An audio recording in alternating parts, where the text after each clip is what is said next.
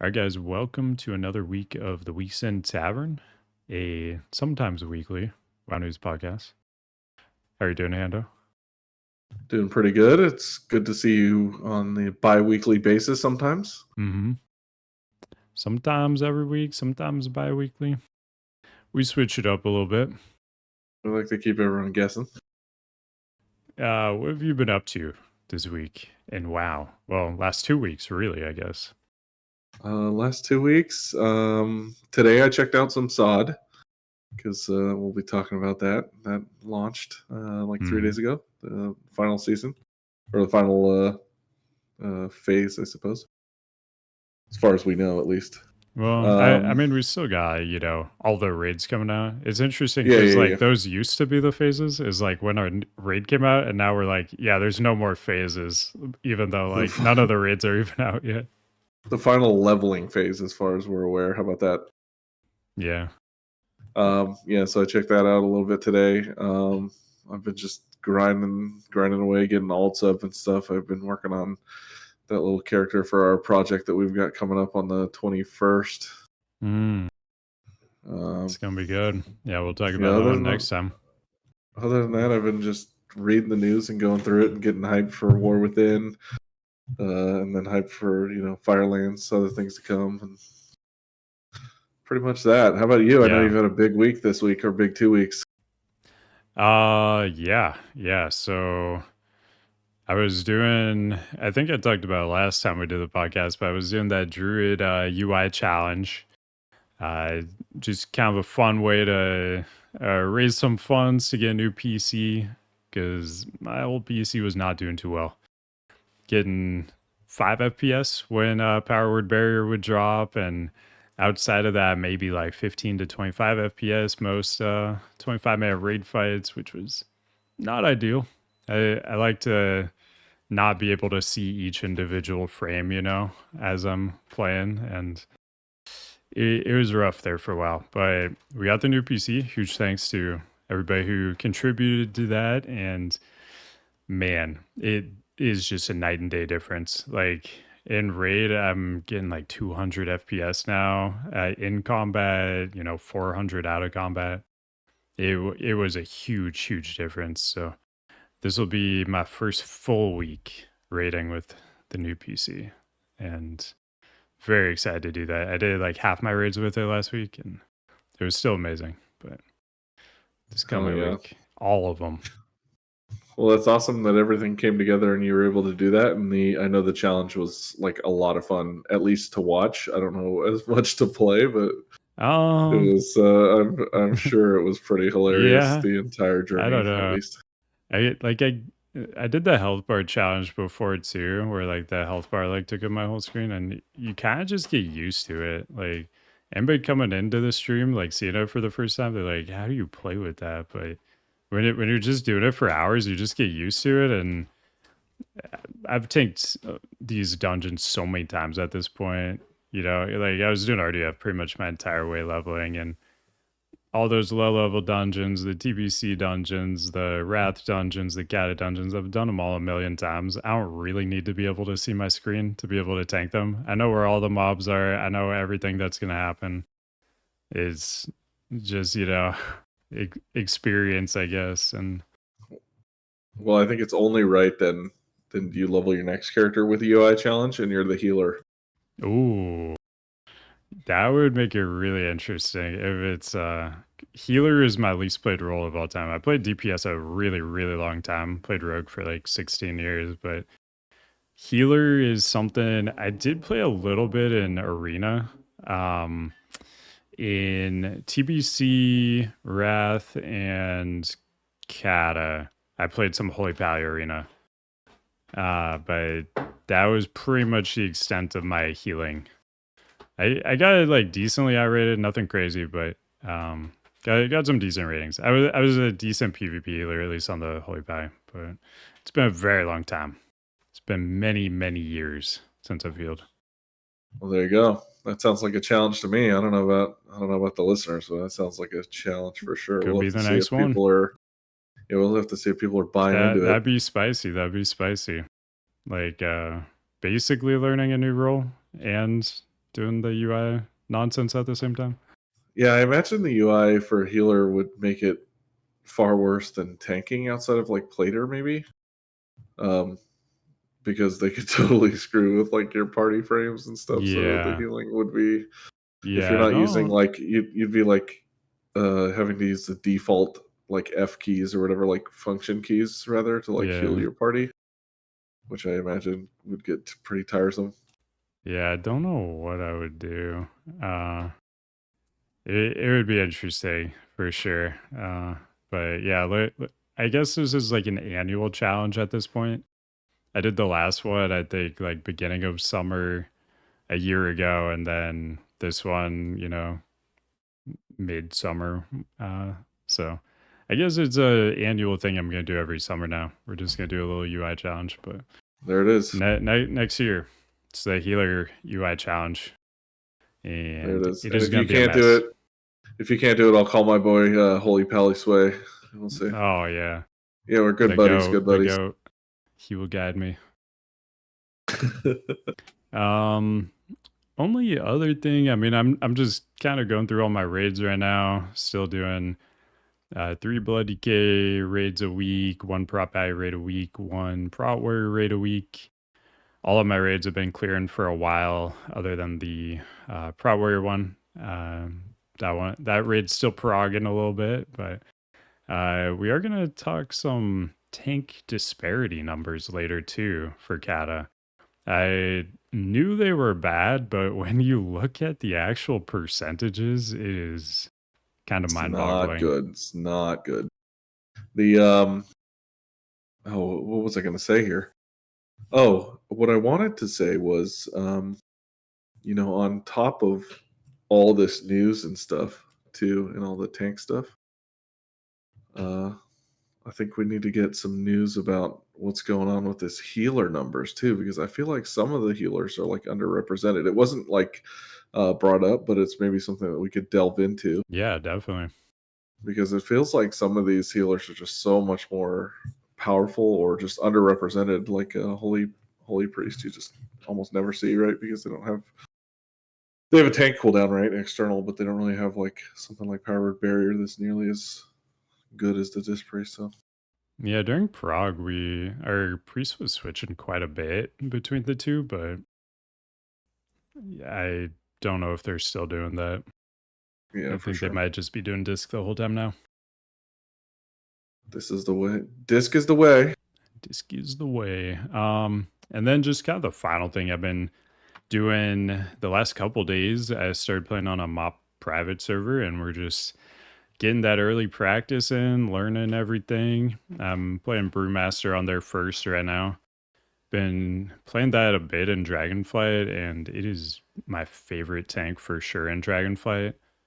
It's a very different version of Brew though and Mop, so I wanted to check that out, see how much I like that one compared to like the Dragonfly one, and just learn the class, because it's definitely gonna be a bit of a learning curve playing any new class like that. So I want to get the reps in early, and that way by the time Mop actually comes out, I will kind of know what I'm doing, hopefully.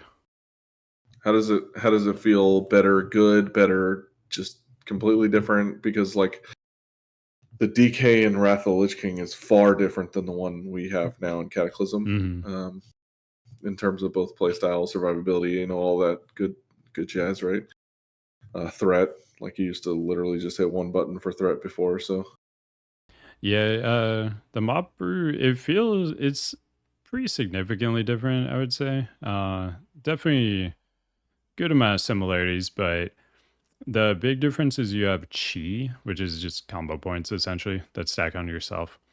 In Mop, which you don't have in retail right now. So that's been like kind of the biggest thing that I've been adjusting to. Also, your energy is like way more important too.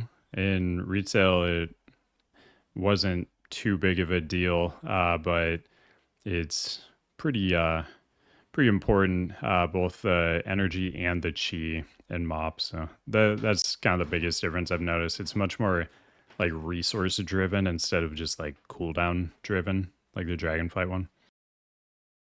like short cooldowns. I mean, like rotational kind of cooldowns. Right. I think that's the same for basically all tanks, though, right? In retail, it's more of like a cooldown based thing, right? Rather than what we Yeah, have today. I mean, Although it's getting there now.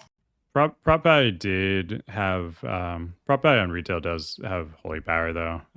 You still do use holy power, like it's Oh on. yeah, It's one fair. of your main things on for retail Prot. Also a thing in MOP, but yeah, not having to worry about the chi at all in Dragonflight, but it being very, very, very important in MOP is definitely the biggest difference. And just kind of learning, most of your like important abilities cost 2 chi. So you're kind of deciding between like multiple abilities at a time what you want to spend your chi on. And that's just the main thing I think I need to learn right now. But it feels really good in general. The class is super fluid, super fast paced. It has a 1 second GCD baseline like Rogue. So you are just constantly spamming. There is not a single open global cooldown, and it's not just the exact same button presses every time. It's, you're pressing different buttons constantly. It's not anything like the 969 or anything like that for Prot Valley and Wrath.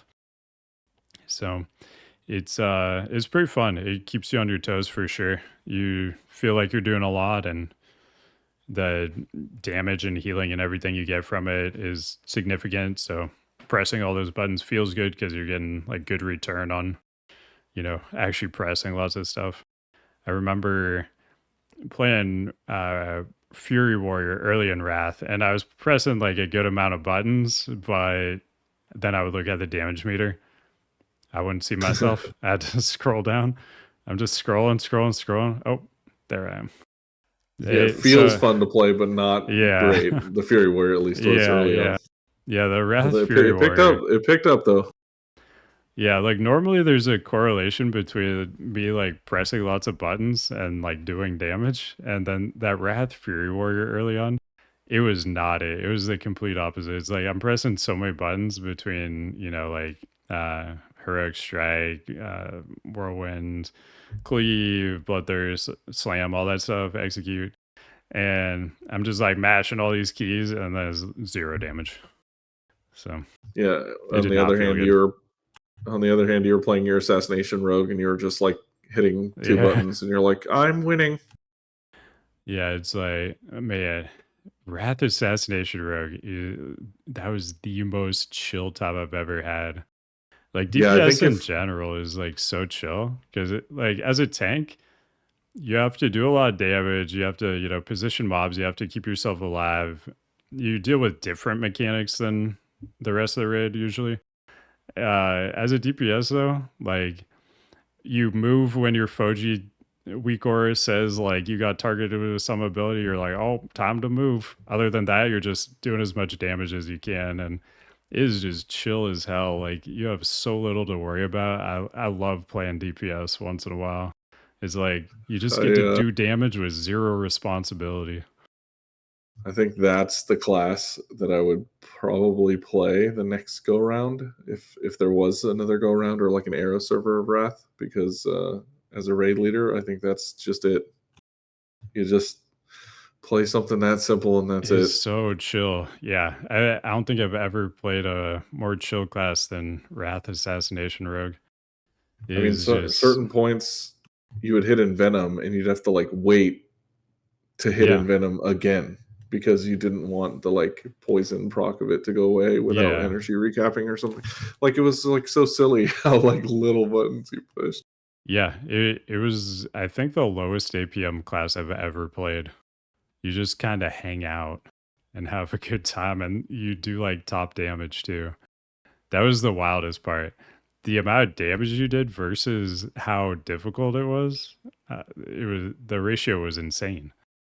Yeah, it Like feels like it it should never be like that, but sometimes that's how it is, yeah, I it's guess. the complete opposite of how a class should be designed. Like make it as easy as possible and it also does the most damage. Yeah, it's It's the just horrible class design. But if you want to do a lot of damage and like not worry about anything, yeah, Wrath Assassination Rogue. in the VOD, we got to insert the guy pushing the buttons and sweating, and then the other guy singing. The one sweating is the Fury Yeah. Warrior, and the guy singing is the Assassination Rune. Put the Exactly. meme in. Anyway, we got a little sidetracked here. We had a lot of news and a lot of That's all right. That's all for right. ourselves. That's But what we've we got some do. we've got some Yeah. listener questions. Let's fire them up. What do you think? Yeah. So first one from Mazdak. Why is absorb counted in healing meters, but block is not? It'd make it easy to see how much damage Prowler / Pally are mitigating with their blocks in the same way as we can see how much absorb Blood Decay and Bear do. It would be nice, yeah. I mean, is it just you know, absorbs and heals are, absorbers are technically heals, whereas like block is technically damage reduction. Obviously, they serve like very similar purposes, but there's just like that slight distinction. It would be nice on like Warcraft logs if they did something, or even on details if they did something where they could turn blocks into like counting as absorbs or something, just so you could more easily kind of compare those things against one another. That would be really nice because it, it's something that I've pretty consistently brought up to people when they're like, man, Blood Decay healing's insane. Is like, it is insane, but at the same time, you got to remember the Prot and Power Masteries are not included on the healing meter. So you have to look more into it. But at the end of the day, Blood Decay is still overpowered as hell. But it's not as big of a gap as you might imagine if you were only looking at the healing meter. So, Yeah, so the answer in short is that it counts as damage reduction, and I guess the API just doesn't want to work that way, or someone doesn't want to take the time to spew it out that way, right? The information. yeah. Hopefully, Warcraft logs or details can add something like that because it would make it much, much easier. Yeah, for sure, especially for comparison sakes, right? And I know you go through a lot of logs and stuff, and I know you help a lot of viewers go through their logs and stuff too, and that would help like tremendously. So, I mean, they're obviously aware of tank disparity, or at least there's numbers out there in the universe about tank disparity. So maybe they'll bring some of that stuff up, right? Bring some of that stuff forward. Yeah. Next one we got from Cracer. Is there a good set of weights for the Blood Decay haste build for Reforged Light? So I just started using Reforged Light. What I set up that seemed to reforge all three of my DKs perfectly. I set hit to at least cap. I set expertise to at least cap. Then I set haste to 100, mastery to 70. Everything else at 0. That I threw that in. That seemed to perfectly reforge all three of my DKs. I just hit the button 3 times and it worked perfectly. Maybe there's some issues you may run into, but that seemed to work for me. That add-on has been such a blessing for someone that has so many alts. Oh yeah. Yeah, I wasn't using it before because I just kind of like the puzzle of like figuring out the reforges, but everybody's been asking for it for so long. I had to set it up. Well, not only that, but it saves you time so that you can actually play the game, right? True. I don't know if you've ever played Path of Exile, but I think a Only when it majority of first that came game. out. Okay, yeah, the majority of that game now is like just doing the planning for your character. Like you're not even actually playing the game. I Like mean, you're that's literally. fun for some people. Yeah, sure, right. But I don't know. I feel like if you're playing a game, you should play a game, right? But I guess that's true too, right? Like the little puzzle and stuff, like you said. I guess that makes sense. Yeah, like in TBC, just figuring out the perfect sets on 70 upgrades. That was one of my favorite parts of playing the game. Like figuring out the Illidan solo tank set, just all those weird sets where you had to get like all these different numbers right. That was always pretty fun. You were definitely the guy to do that for sure. So just to reiterate there too, it was 70 for mastery, 100 for haste, and then at least hit cap and expertise cap, right? Yep. Everything else is 0. Okay. Yep. That was it. I'm taking notes here too because He's taking notes. I'm getting in the blood DK game. Actually, Are you actually? Yeah, I am. Okay. And I kind of forced my wife into it. She has a blood DK and has had one like since the start of Wrath of the Lich King. Like we leveled DKs, I think, together. I bought her like a ton of like the green gear, like the 272s or whatever it is that you can just get on like your level 80s. And I just like forced it on her, like just sent it in the mailbox. I was like, put all this on. You're playing a blood DK. And she's having a blast. So Nice. you can't say no when the game Everybody is should have like, one. free. Yeah, for sure. In Wrath, everybody should have had a prop ally. In Cata, everybody should have a blood DK.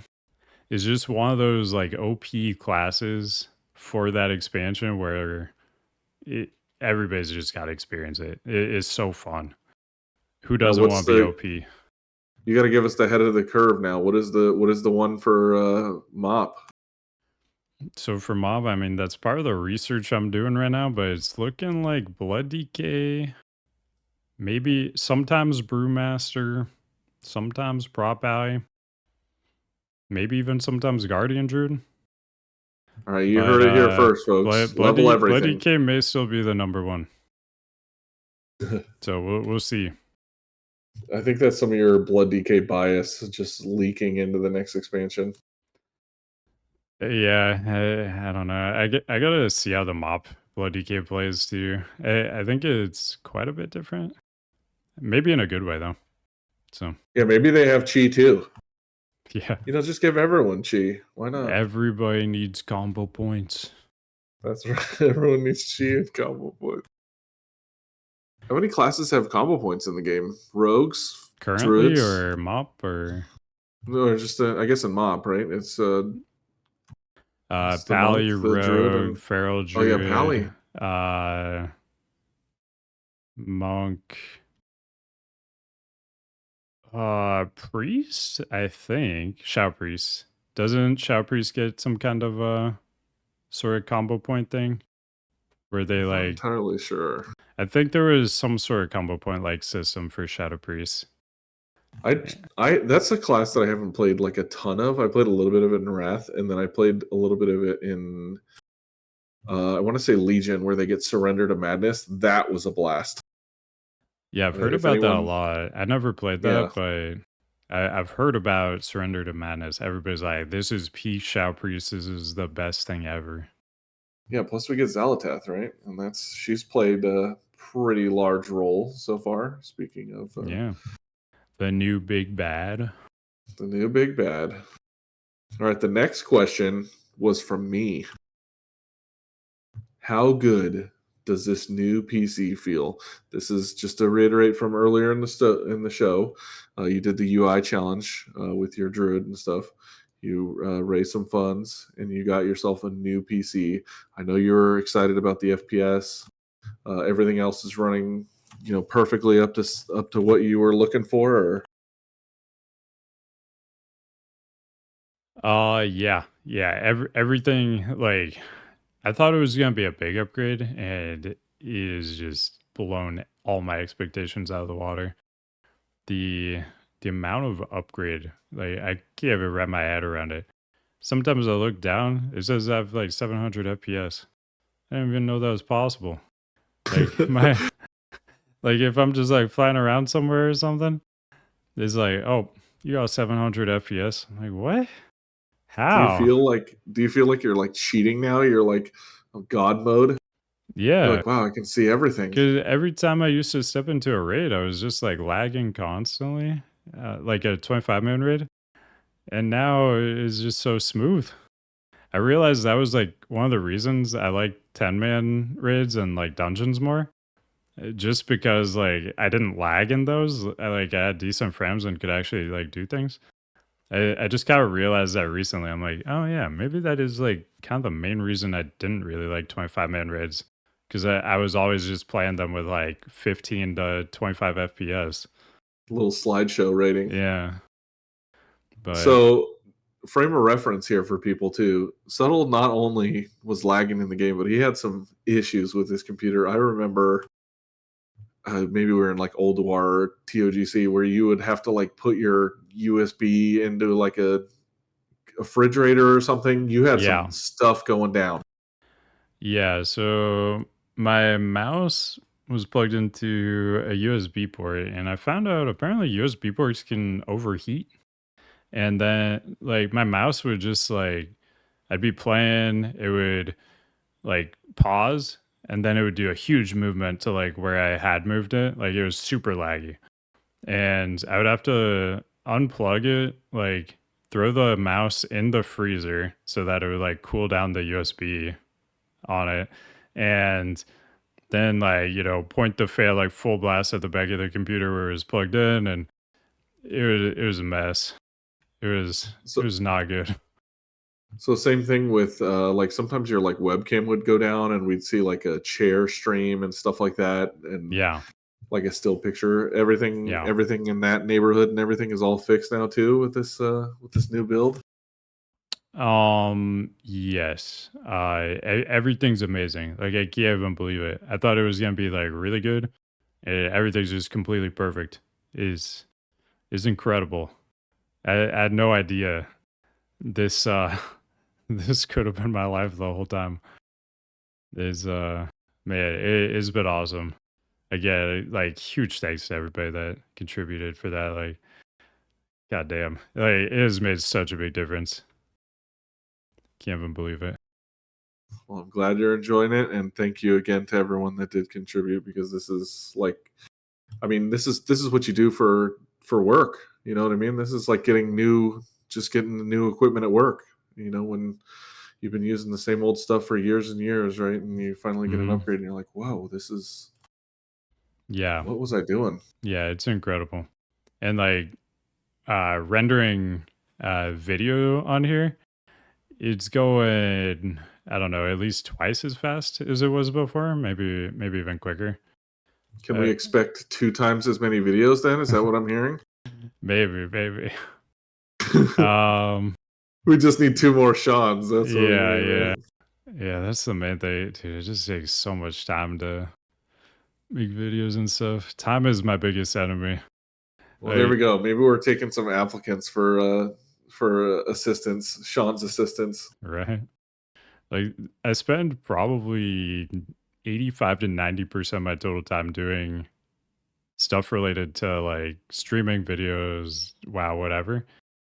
And it's not enough. Like, it's crazy. It's There's just it's always more that can be done. it's actually pretty daunting too, because I tried to get into it and I've been still trying, and like I said previously, it's something that I want to like perfect, and I don't think you're ever going to. It's something like, it's a process, right? Like you can even tell with your videos that you've definitely learned like a, algorithm or the chemistry that makes the video great, at least for you and your viewers. And it is tough. I mean, for someone that's out there and that's listening, if you want to become a content creator, it's a lot of work. I see this guy put in a ton of hours and he makes some great content. So if you're looking to be a YouTuber just because you think it's easy, it is not. Or a streamer or whatever, It's a lot of he time. pumps, yeah, he pumps it out, and he does a lot for us. And I'm very thankful as a viewer and a friend, to be able to get all this content from you. So thank you for that, for sure. Yeah. I mean, happy to help. That's kind of how I got into this in the first place. Like, I just love playing the game. I love, helping other people uh improve at the game, learn new things about the game, stuff like that. And like, my first video ever was a Skolo farm video. I uploaded it just to show some people in my guild how to do the Skolo Dark Rune farm in TBC. Literally just uploaded it to YouTube for them, and you know, I was like, yeah, maybe like a couple other people will see this, it'll help them out.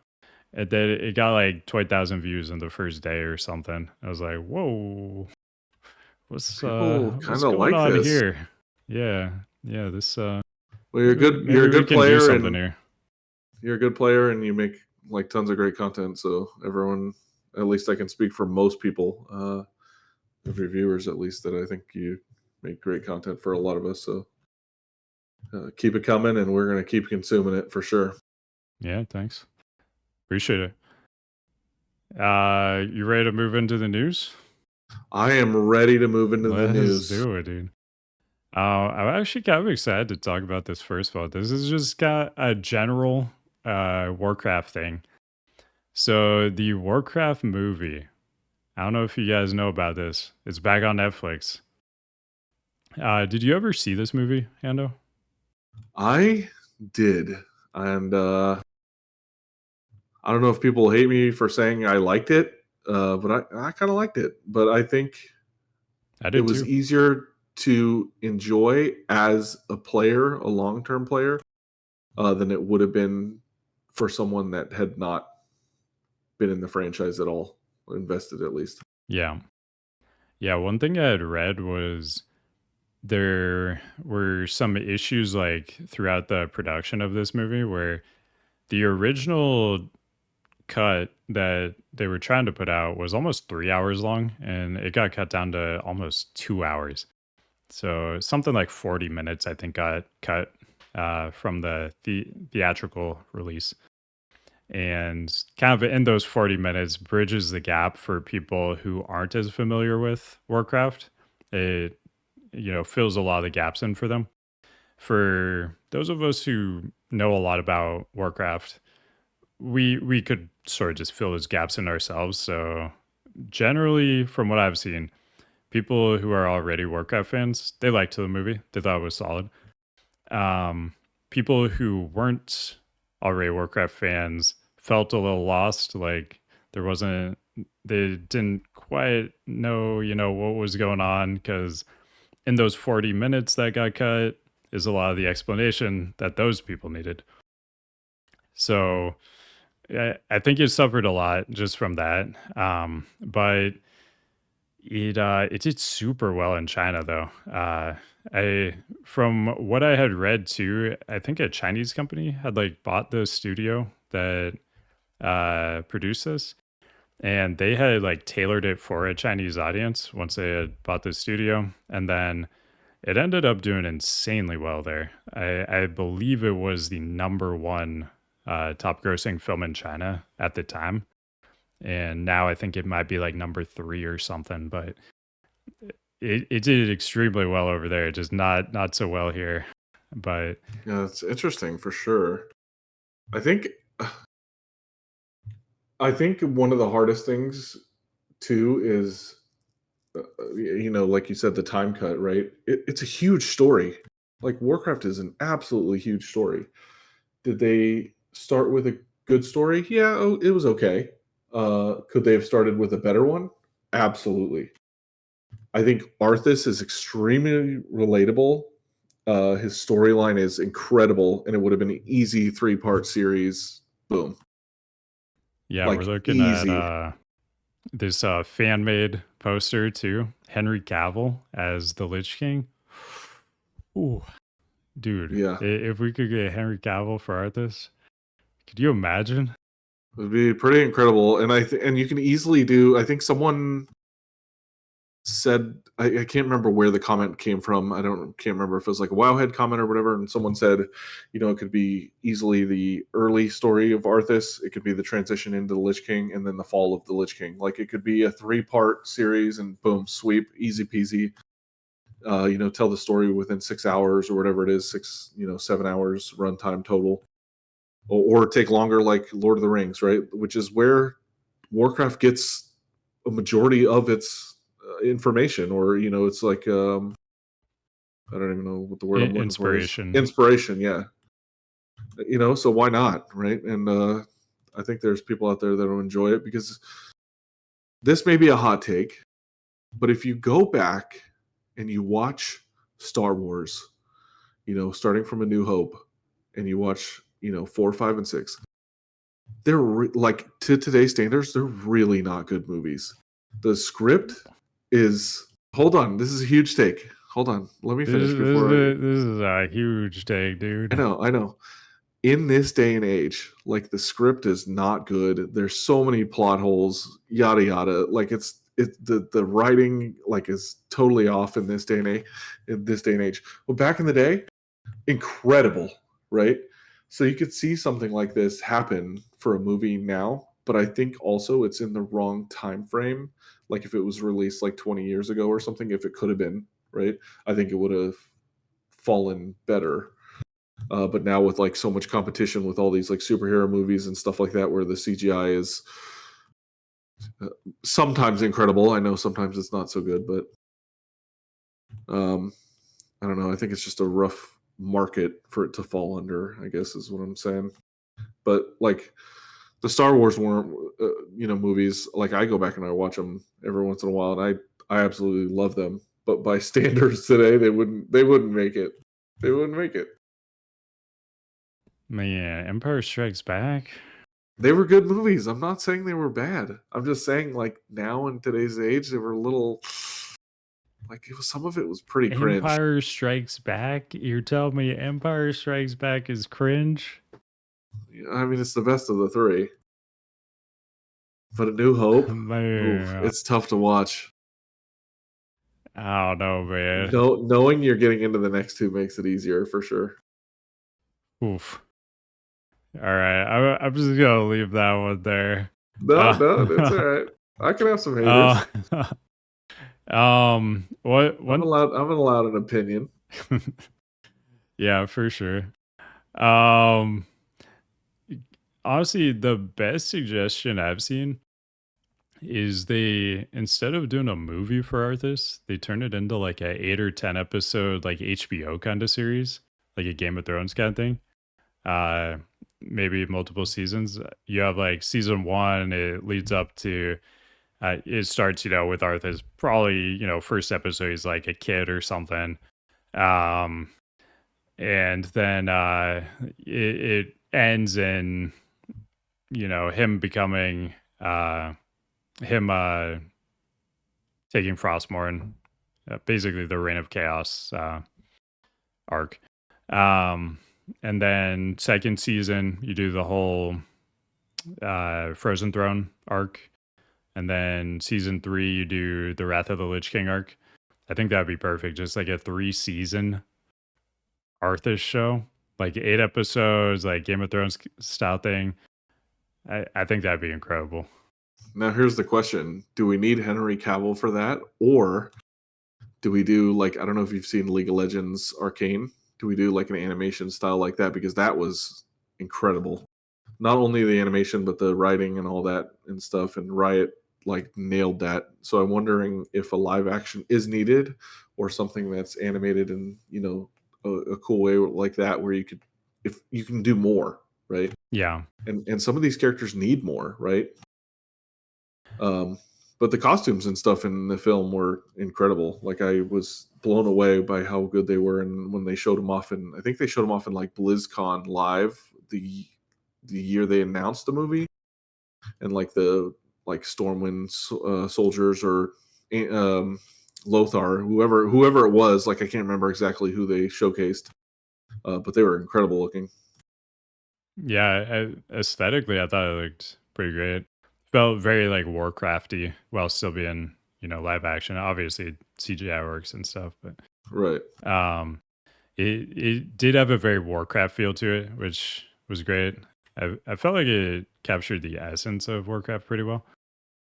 But yeah, personally, I would like to see a live action thing. Man, Henry Cavill as Arthas, goddamn, that'd be so good. But there's been a lot of great like animated stuff. I don't know if you saw Cyberpunk, the animated show for that. I think I've only seen highlights of it. 2077. I think I've only seen highlights of it. I can't say that I've watched the whole thing. So Yeah, it was really good. And then Arcane, as you mentioned, there's like the Dota one also. Yeah, so it's definitely a decent route to go. I'd personally love to see the live action for this though, and it feels like it would just be printing money. I cannot believe this hasn't happened yet. I yeah, wonder what the holdup is, because man, the Arthas story, that's what everybody wants, and once you can grip the general audience in. The Arthas story is like so easy for everybody to grasp. It's like just a very classic like tale. It's really easy to get people like attached to the characters through that story, I think. And then you can do like spin-offs from there. You could do like one about Uther's backstory. You can do one about Jaina. You can do, all the other characters like I guess in the final season, Thrall would probably be involved if you did like Wrath of the Lich King stuff, and yeah, I mean it's just such a good like story on its own, and then you can get people invested in these characters to then spin it off into more things, and it feels like just such a cash cow. I kind of wonder why they haven't gone after it yet. You forgot Reno Jackson and Bran Bronzebeard. Think about Reno these guys, man. Jackson, yes. Wait, Huge. yeah, Harrison Ford character. Warcraft What was it? legend Reno Jackson. What was the Harrison Jones, yeah. Harrison It's Jones? There it is. Indiana He's Jones also in there. plus Harrison Ford, yeah. Right. Like the Harris Pilton. You gotta love those little Mhm. Easter eggs and stuff in Yeah. there. Yeah, I mean it was either way, right? If it's a 3-part series as a movie, if it's a seasonal thing, I think it would be great. I think live action or animated would probably be easy money, right? Like you said, the storyline of Arthas would be it's that was such a miss for me that they didn't start with that.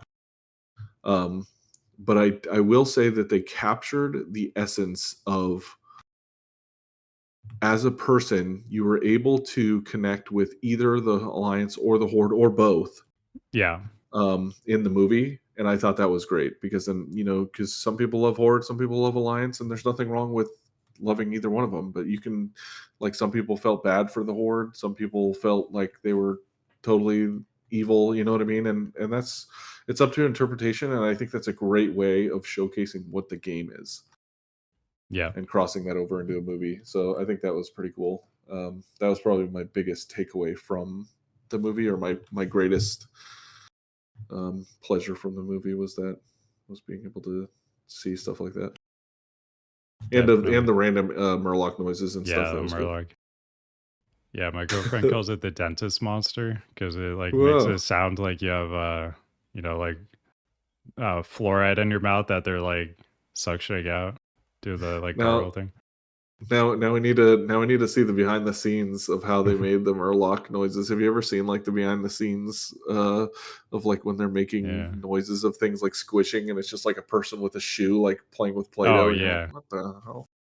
Yeah, they have like these like warehouses where it's just all this random crap that they just like hit.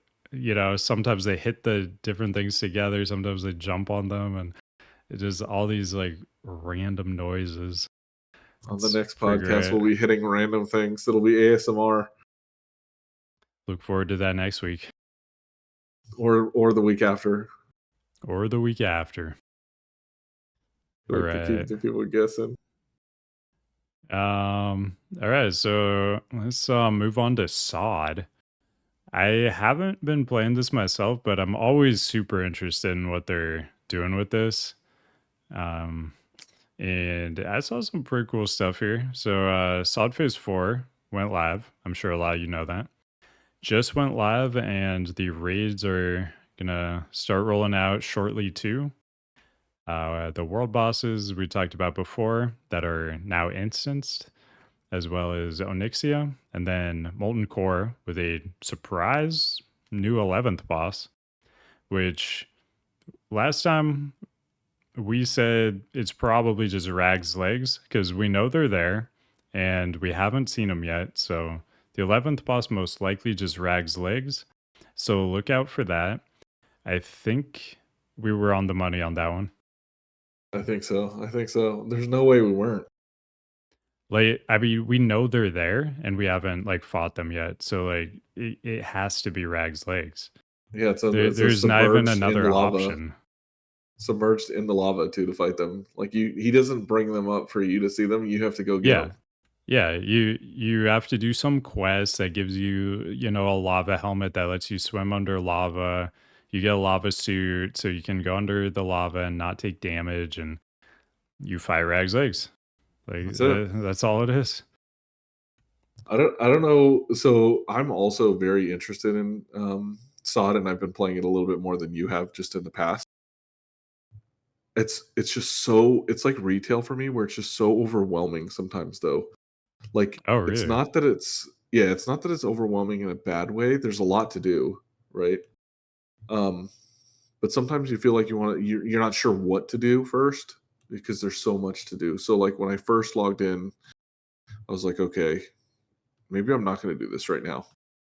So then I logged in today was like the second time that I'd logged in because I was like, I don't know what I want to do first. Like there's just so much to do. I have like 3 characters. I'm like, what sounds the most fun? And then the first thing that I end up wanting to do is going to get my new runes. You have to level up to get your new runes. And then you pray they're like the best thing. Like mage is one of my favorite classes. So I started with the mage and I'm like, oh, I want to get the frozen orb or whatever. I think it's frozen orb rune. And you're like, I don't care if it's good or not. I want it because it's a new spell. Yeah. You know what I mean? You're like, I want to try it out. I don't care if it's like the worst thing you've ever seen. And then when you do push it and it's like the worst button you've ever pushed, you're like, well, It just I feels don't know. bad, yeah. I'm not saying that it is. I'm just saying sometimes it be like that. It'd be like that. Sometimes it be like that. There's definitely some good changes though. The one thing we're gonna get into it here in a little bit. The one thing that they do or they have added in the past phases and this one is a lot of cosmetic things. In Sunken Temple, there was a ton of cosmetic items. Like every boss had a chance to drop one. Like one turned you into like a bush, another one turned you into like a troll, like a berserker troll. One of them turned you into one of the statues in Sunken Temple. Like there was so many items like that. Um, I love that kind of the stuff. I think that's Me great. too. And I think in Classic, there's like a bragging rights situation with it too. But then also in Classic, you have a very limited bank situation. You have a very limited bag situation, and there's no transmog. So I don't know necessarily if it has a place for it because you want everything, but you can't have everything. Like you can hold like 20 Mhm. things. Oh, Everything yeah. else is like allocated, right, to consumables and Yeah. such. I mean, I remember like leaving vanilla going into TBC. My bank was just completely full on my main with old stuff. Like I wanted to keep it just in case, and my bank was just completely full. But I think I saw something that they were increasing bag size. Did you see that? I did not. I I did forgot not. to grab the article for it, but I think they're increasing the size of bottomless bag and the Onyxia bag. So Okay, that would that be that'll great for that'll sure. help a little bit, yeah. I know there is bigger bags in the game already, but uh, for anyone that did play Classic uh, era, they would know also that there's like this huge bottleneck on rune cloth bags because it's a one-time recipe buy and it's like on a 4-hour cooldown or something. Bots have that so locked down on like every server all the time that it's just so tough to find. So like the prices of the bags like go way up. The price of the recipe is like 100 gold or something for just a recipe. It's just something like that they should have definitely like fixed going into it. But there was definitely some bigger issues in Phase 4. I don't know if you're aware of them, Yeah. but it was Yeah, like the holy shock was giving fishing skill. yes. Yeah, also, just I saw a lot of stuff that things on SoD, like SoD changes were affecting vanilla, classic era. And people were really upset about that. I believe the new guild like UI, the Cata version of the guild UI. I think that I saw that was in classic era now, which I mean, who cares? But apparently, classic era people care a lot. But I'm not a huge like. I liked having my guild chat. I don't know. I liked it the way that it was. It was fine the way it was. I don't know if it had to have like this huge overhaul. yeah. Maybe I'm just a classic Andy. Also though, just like some of the other changes were they announced them as like changes to classic era. It was like patch notes or something. But it kind of just seemed like they were bugs that they weren't able to figure out how to fix quickly, so they just listed them as like intentional changes. Oopsie. So, um, yeah, that has been happening like all of SoD though. Like certain changes they do just end up affecting classic era, and it it does kind of feel bad, right? Like classic era should just be this preserved version of vanilla, and having all these like sod changes like leaking into it, turning it into something different feels a bit Speaking of weird. speaking of too, it wasn't in the chat for today, or in the docket rather, but did you see the Thunder Fury size changed also? Yeah, it's like what 25% smaller or something. Man, in the classic era, you're 25% smaller Thunder Fury. Terrible. It's really unfortunate. It's just iconic. I mean, the huge Thunder Fury that's just absurdly big. It would be pretty funny if they added like little blue pill or something, like to make it larger again, or something. Yeah. Just some like obscure reference. Yeah. Also, this was a pretty good change, I thought. Dire Maul buffs can't be dispelled anymore. One of my worst memories of Classic was just priests dispelling everywhere. Yep. Every time we went to org, they're 24/7 on my server. There was at least one priest, but generally three in Orgrimmar. One at the portal, at least one at that little triangle between the bank, the auction house, and the inn. And then generally rogues ganking in the drag, possibly a priest over there too. Priest at the Fellwood flight point where you'd come in. Priest by the Songflowers, just everywhere. At Dire Mall too, just everywhere you went, priest dispelling. So nice to see this. Good change for sure. Well, it sounds like you didn't have 4 accounts like myself, where I was able to just summon myself everywhere, including like getting onto a flight path and then summoning myself to deflag myself. That's smart. Honestly, That's smart. honestly, you guys just got to invest in those 4 extra accounts or whatever, 3 extra accounts. Give Blizzard I what was they sleeping want on to that. be safe. No, but yeah, it's definitely a good change. I mean, that was probably the worst part of Classic, especially because I don't know if this happened on your server. I'm sure it did, but on our server, we had like pretty high end. I was on Herod at the time. We had pretty high end guilds that were like competing with each other, and guild masters of like the higher guilds would make priests on the opposing faction just Mm, to dispel competitors on their own faction, yeah. which Yep. is That absolutely absurd. happened for us as well. Yeah, what a poor I sportsmanship thing. You know what I mean? Yeah, I mean the real play was make a shaman because they got purge at I think like level 12 versus Yeah. priests that didn't get to spell until maybe like 30, something like I think that. it's 28. Yeah, 28, 28 or yeah. something. Yeah, it was Maybe just a 32. You might be right. much lower time investment to make the shaman get that purge. So this was really cool. They announced before that priest racials would be you'd be able to like pick which priest racials you got. As horde, you'd be able to get alliance ones. As alliance, you'd be able to get horde ones. I thought it was just you just gotta be able to pick real easy, but they made this whole quest chain for it, and it unlocks for your entire server.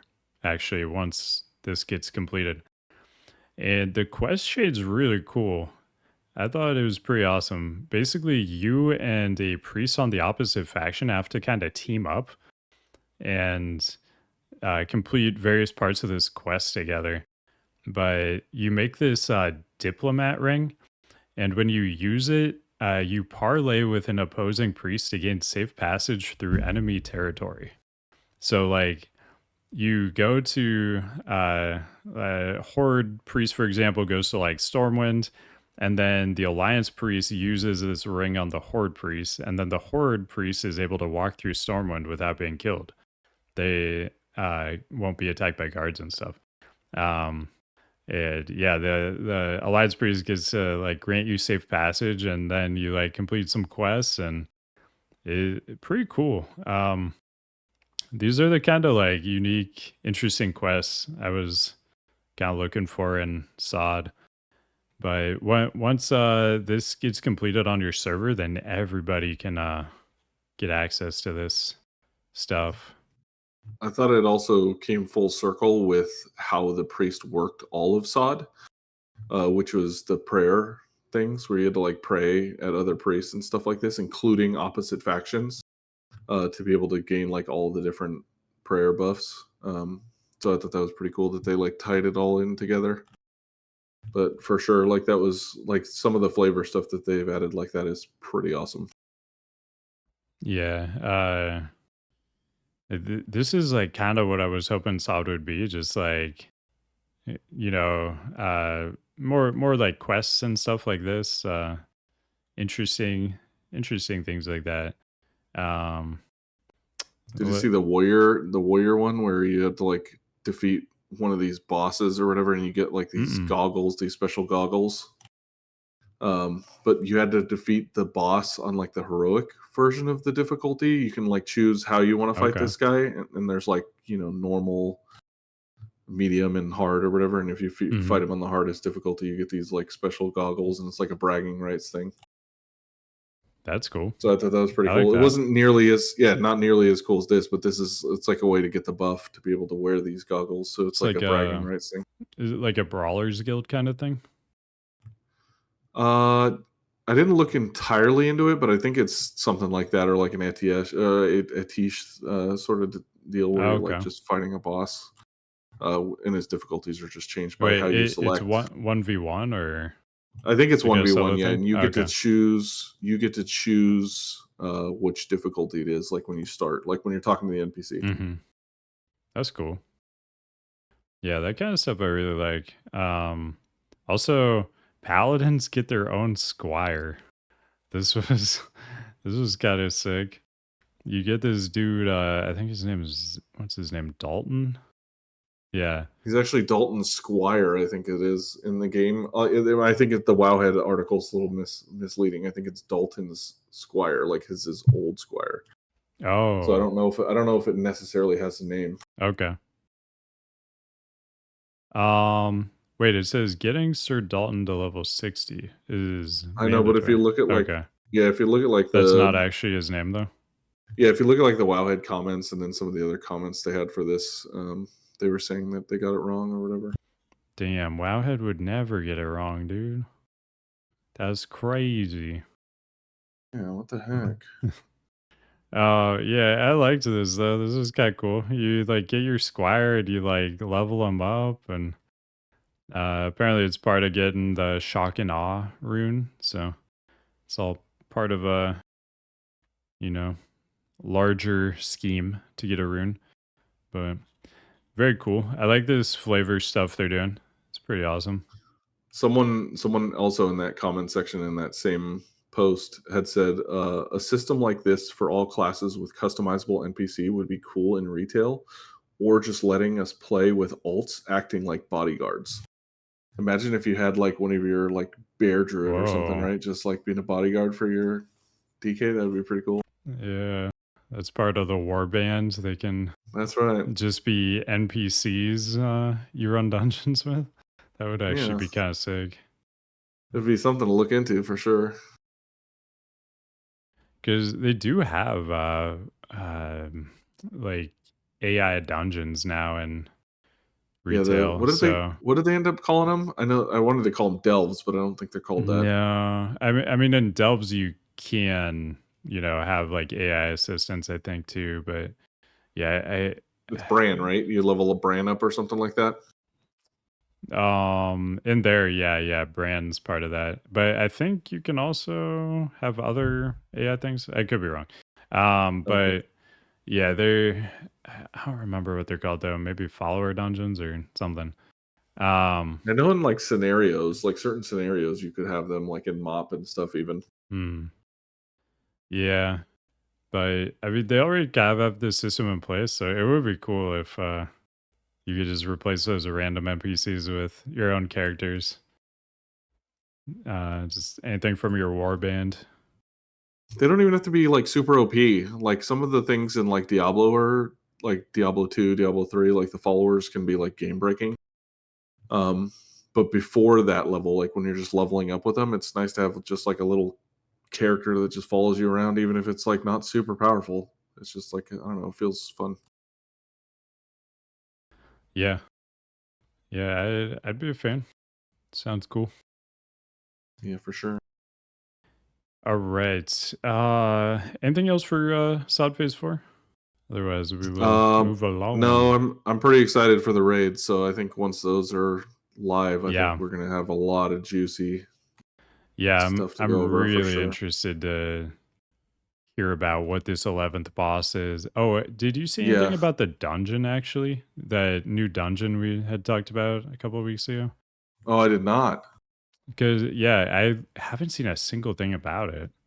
Yeah, I've been watching a lot of streams, mostly Holy Pally Sway, and he's like in BRD like all the time. I just know I do know that that event is always going on, or it seems like it's always going on, at least on the stream, and like Searing Gorge and stuff like that. And it is like, am I looking at classic right now? Like, what is happening?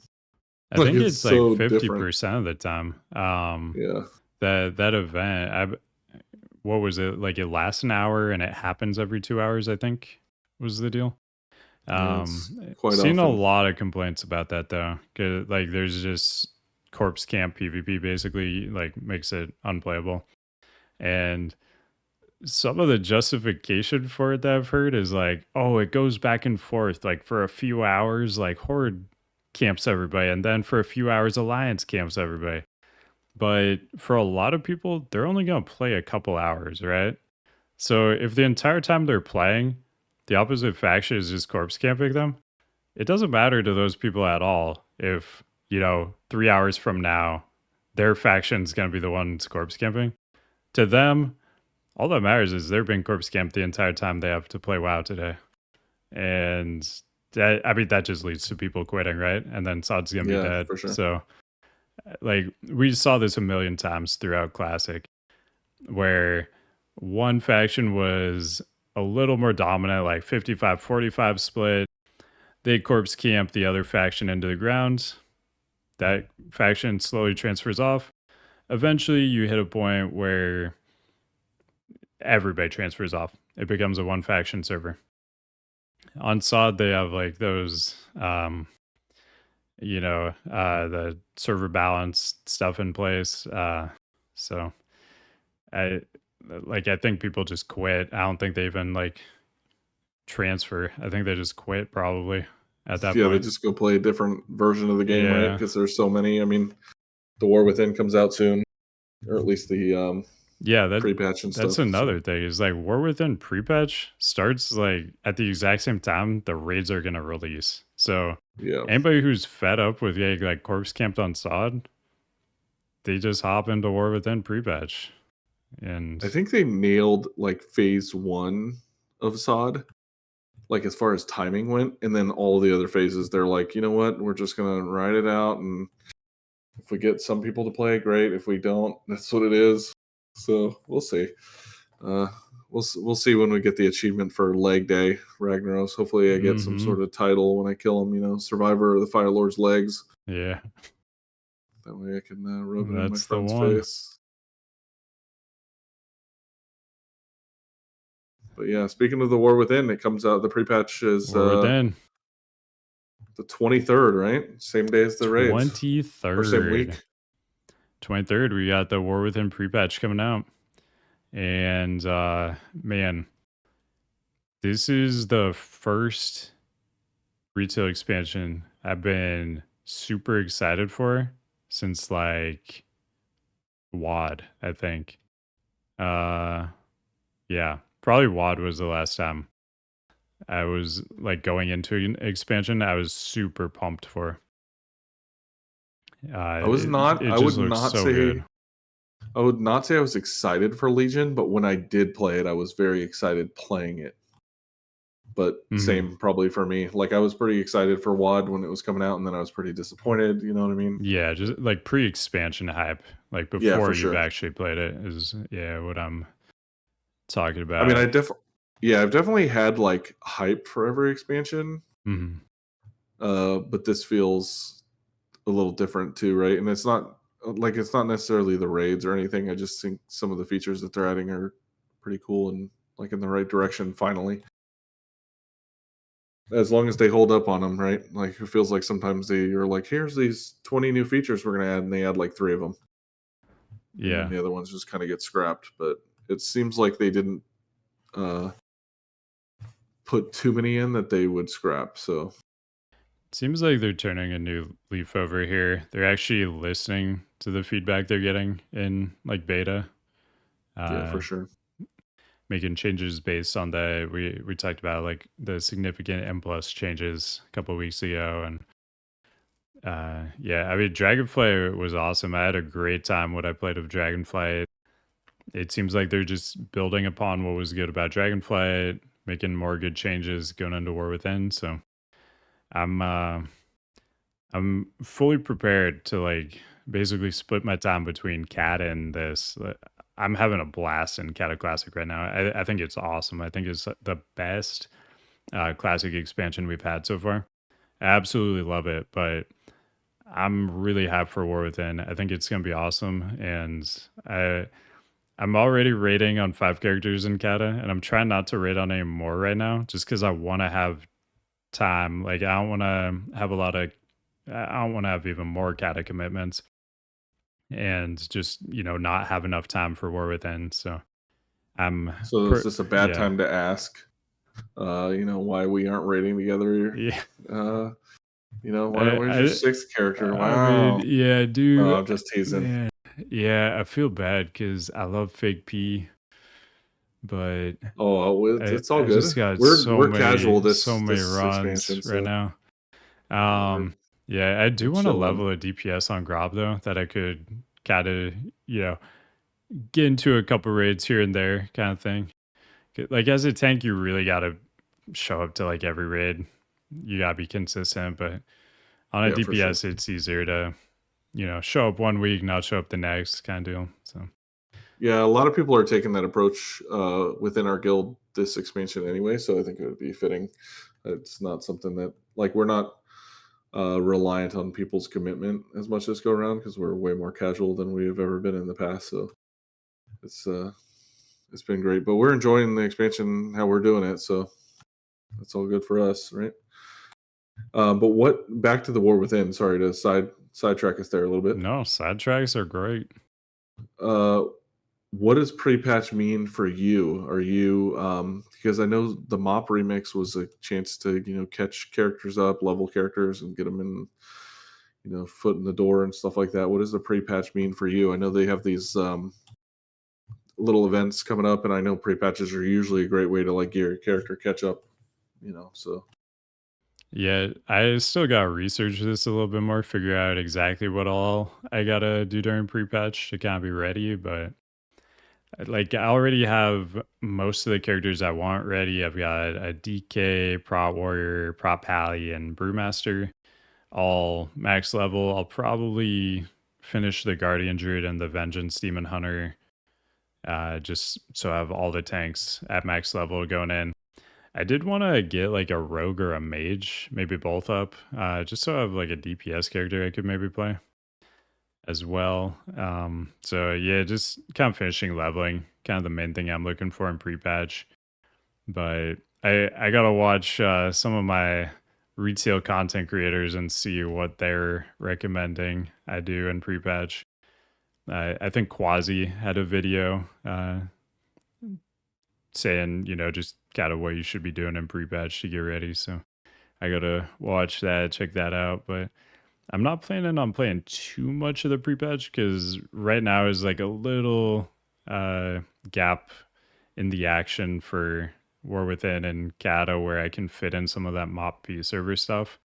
And I'm trying to really do my research ahead of time on mop and get as much of that in as I can. And the only times I'm gonna have available to do that is when there's a lull in both War Within and Cata.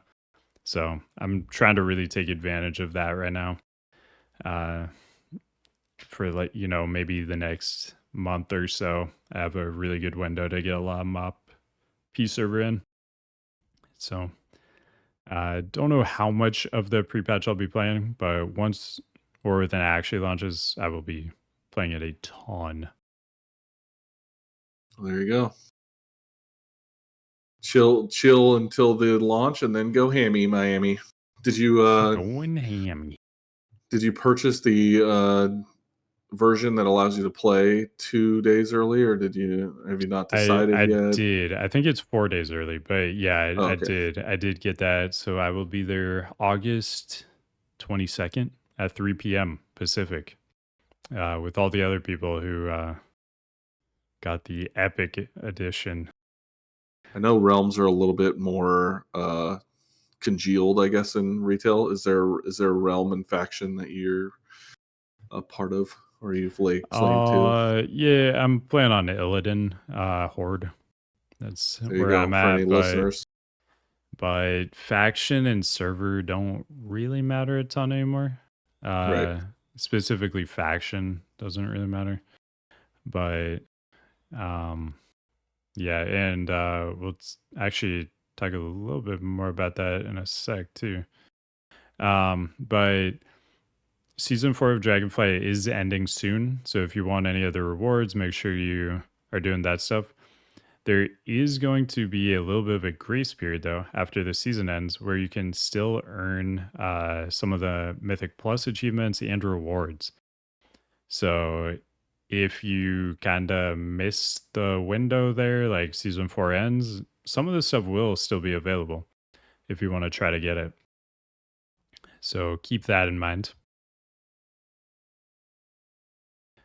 And they've released a new roadmap for the upcoming War Within stuff.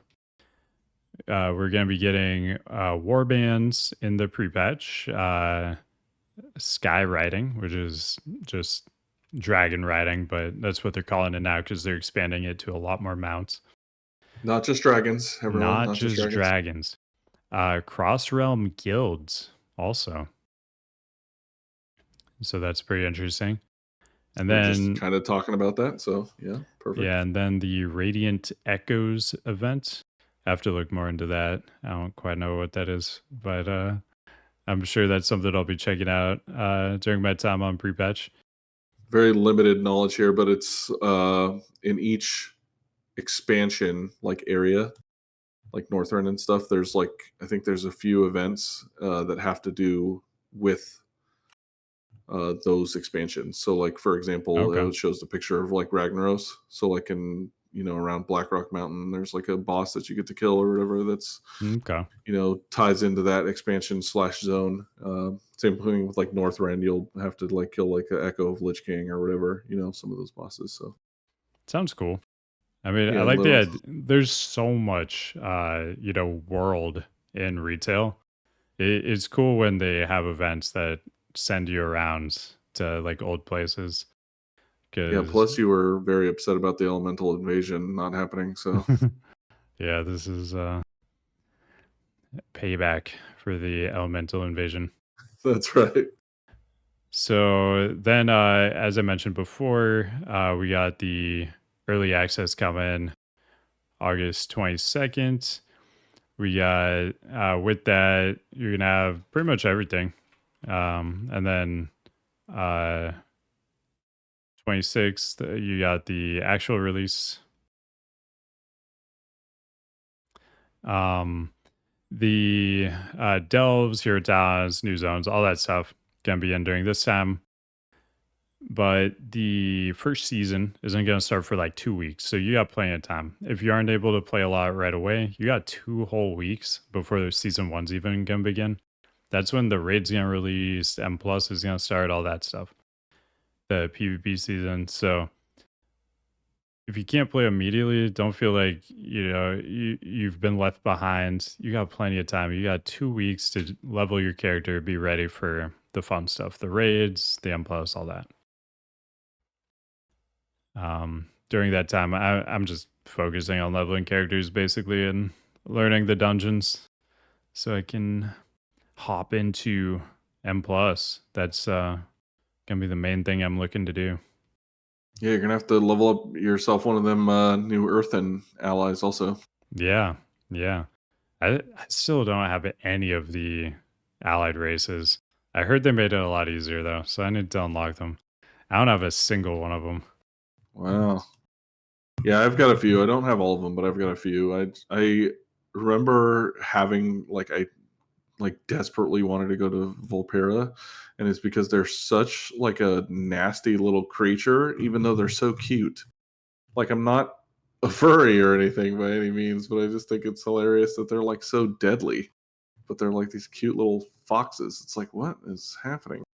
But my favorite thing is their little racial where they can just like make a tent anywhere and That hark is back pretty to it. I cool. think that was pretty cool, Yeah.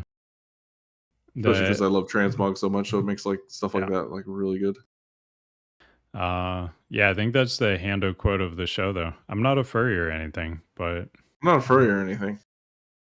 That's what the uh people are saying. Yeah, I'm just saying that by the way, just to throw you guys off. I love little furry he creatures. Yeah, loves the furries. All right. love the furries. Yeah, so War Within, super hype. Cannot wait for that. We only got like a month left. Then I will be doing all my M plus, having a blast, doing some raids too. Just gonna be doing a little bit. Gonna for sure do heroic raids. Maybe check out a little bit of mythic. We'll see what happens there. But M plus is the main goal. So now we're gonna move on to Cata.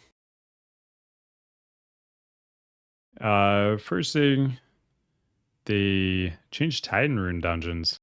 So you don't need 5 people to click them anymore to start like alpha, beta, gamma, which is great because a lot of these transmogs, this is the only way you can get them. They took them out of raids.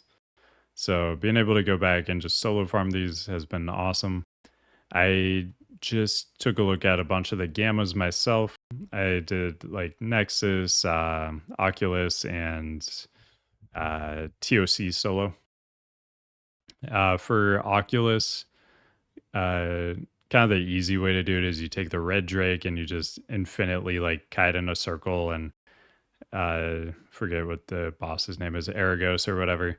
He'll constantly try to cast and then you'll go out of range, so then he'll stop and then he'll try to catch up to you. So you don't take very much damage if you just kind of fly around in a circle the entire time. That's how I soloed Heroic Oculus in phase 1 of Wrath, and the strat works fine for Gamma still, it looks like. So yeah, just Red Drake, run around in circles, easy peasy. TOC though. TOC was annoying as hell.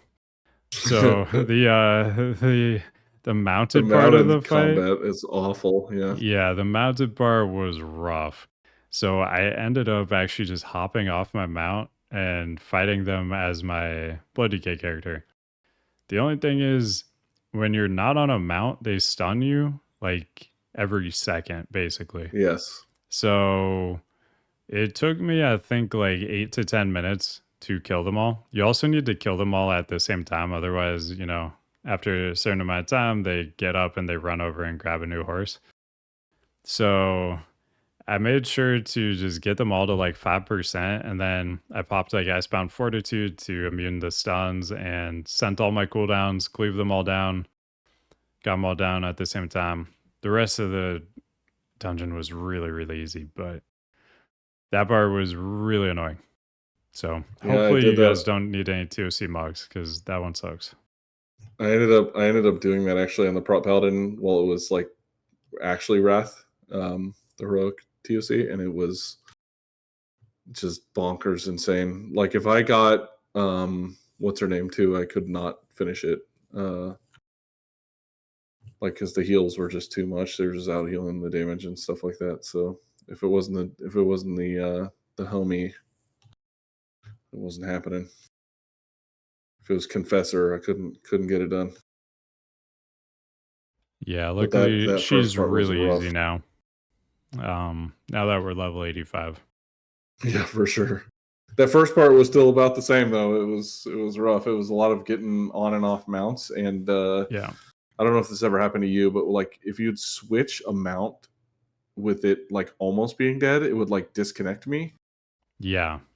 So I'd have to like wait for the mount to die while I'm next to another mount to hop onto it without Mhm. getting stunned. So that was like a whole level of like bull that I had to deal with. Yeah, that's part of like the Flame Leviathan solo too. If you try to like hop to a different like hop between seats and the Demolisher, you like get disconnected and it's super, super annoying. Just go at him full force with your blood DK now. Screw it. Just Exactly. go on I foot. actually tried to. He still does a little too much, but Yeah, is it the 3 million, 300 million health pool too? Then also, I just did on 10 man, so like okay. uh yeah, even 10 man normally actually still hits really hard, Gotcha. surprisingly. Let's get into this. These tank Yeah. numbers. Yeah, so first off, Archon, which is they're the ones behind like Warcraft Logs, and they do some other stuff, just some data driven analysis for WoW. It's really cool to look at, but they just added a bunch of new stuff for Cata Classic you can look at. So when you go to Archon, there's a bunch of different stuff you can look at, but one of the popular ones is like you look at meta builds, and then you can look at all the classes. So if we want to look at like Blood Decay, for example, you can click on Blood Decay. You can see how popular like each piece of gear is, which is kind of cool. One thing to keep in mind though, it does combine normal and heroic versions of an item. So when you scroll over like a Curious, for example, this means that 75.8% people have normal and heroic Curious combined. This isn't 75.8% people are using heroic Curious. So that's one thing to keep in mind. Also, just having it show popularity isn't very useful. Like seeing what a lot of people are using doesn't really tell you too much. Um, what is a lot more helpful is you scroll to the bottom, go to advanced settings, and check show DPS and HPS. So now we have a lot more context. So you can see Akira's most popular. Shalak Doom, way less popular, but people using Shalak Doom do a lot more damage. However, you also have to consider other factors. DKs who are using Shalak Doom, they are more likely to be doing other things that increase their damage. So just using Shalak Doom is not a 3000 DPS increase like this would kind of lead you to possibly believe. You gotta consider the full picture. So somebody who's looking to drop mastery to pick up crit, uh, and if they're an orc, they'll also get a little bit more expertise from orc racial. Somebody who's looking to make this swap probably makes similar swaps on the rest of their gear. So they're just going to do more damage in general, right? So you do want to keep that in mind when you're looking at these DPS numbers and the differences.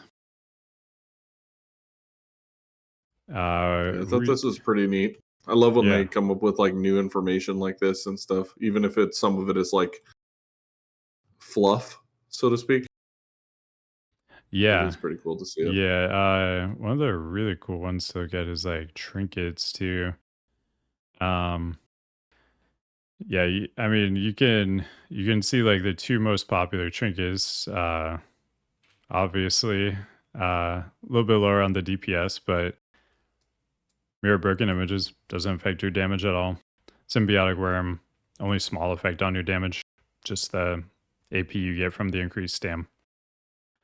But the things like Heart of Rage, people doing a lot of DPS with that. But again, you have to remember people who are using Heart of Rage are probably making similar swaps on the rest of their gear. So this 29,000 you see is just the culmination of a lot of swaps, most likely, and not just a single swap. It also kind of depends on the luck too, like because some things you just may never see, right? And then some things you may see, like if you're playing on a 25 man raid, we've seen 3 of the same exact item. So a lot of it could be luck too. I know this is popularity of the Mm-hmm. person using it, right? But the popularity also requires them to have it drop to be able to use it. It also includes normal and heroic. Right. So yeah. Uh and this is specifically for 25 man too. You can change that at the top here. But on 25 I had so much loot drops. So much. It's pretty easy to get geared compared to 10 man, which is nice. But up here at the top, I mean, there's like gear and tier set, enchanted gems. You can kind of look through all that stuff.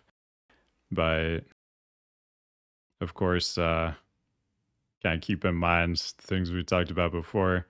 These DPS number differences are not just the difference between using, you know, this gem versus the other gem. It's the full picture, the culmination of all of these swaps. But if you look at like the top DPS for everything, it gives you a good idea of what like the top DPS people are using. Um, and I was kind of shocked by this.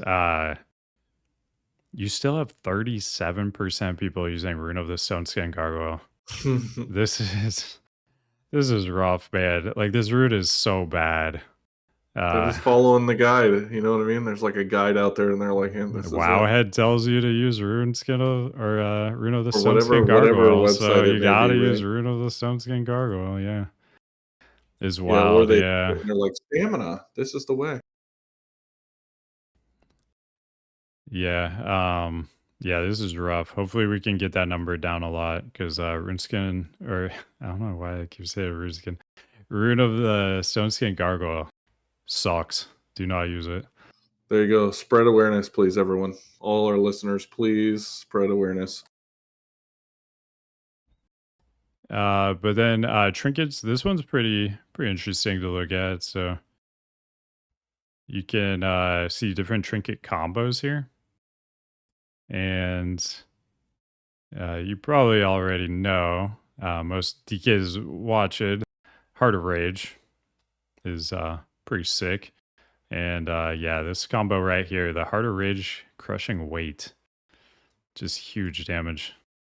Big damn. Huge damage.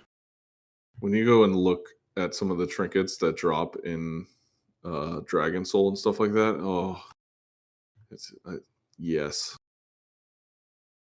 Your Yeah, solos it's and stuff later be nutty easy. ooh, it's gonna get good. It's gonna get real good. One of the trinkets that you can get in Dragon Soul is like just a flat like 900 strength or something like all the time, or 600 Not strength or bad, not something bad. like okay. Plus it already has like mastery on it or something, you know, whatever else it has. But it's like stacking Yeah, up to 10 times and it's just on you the entire fight. It's like okay, yeah, yeah. I'm definitely looking forward to that. Getting the tentacle proc sword too. It's gonna be good. yeah. There's going to be a lot of shenanigans too because I know there's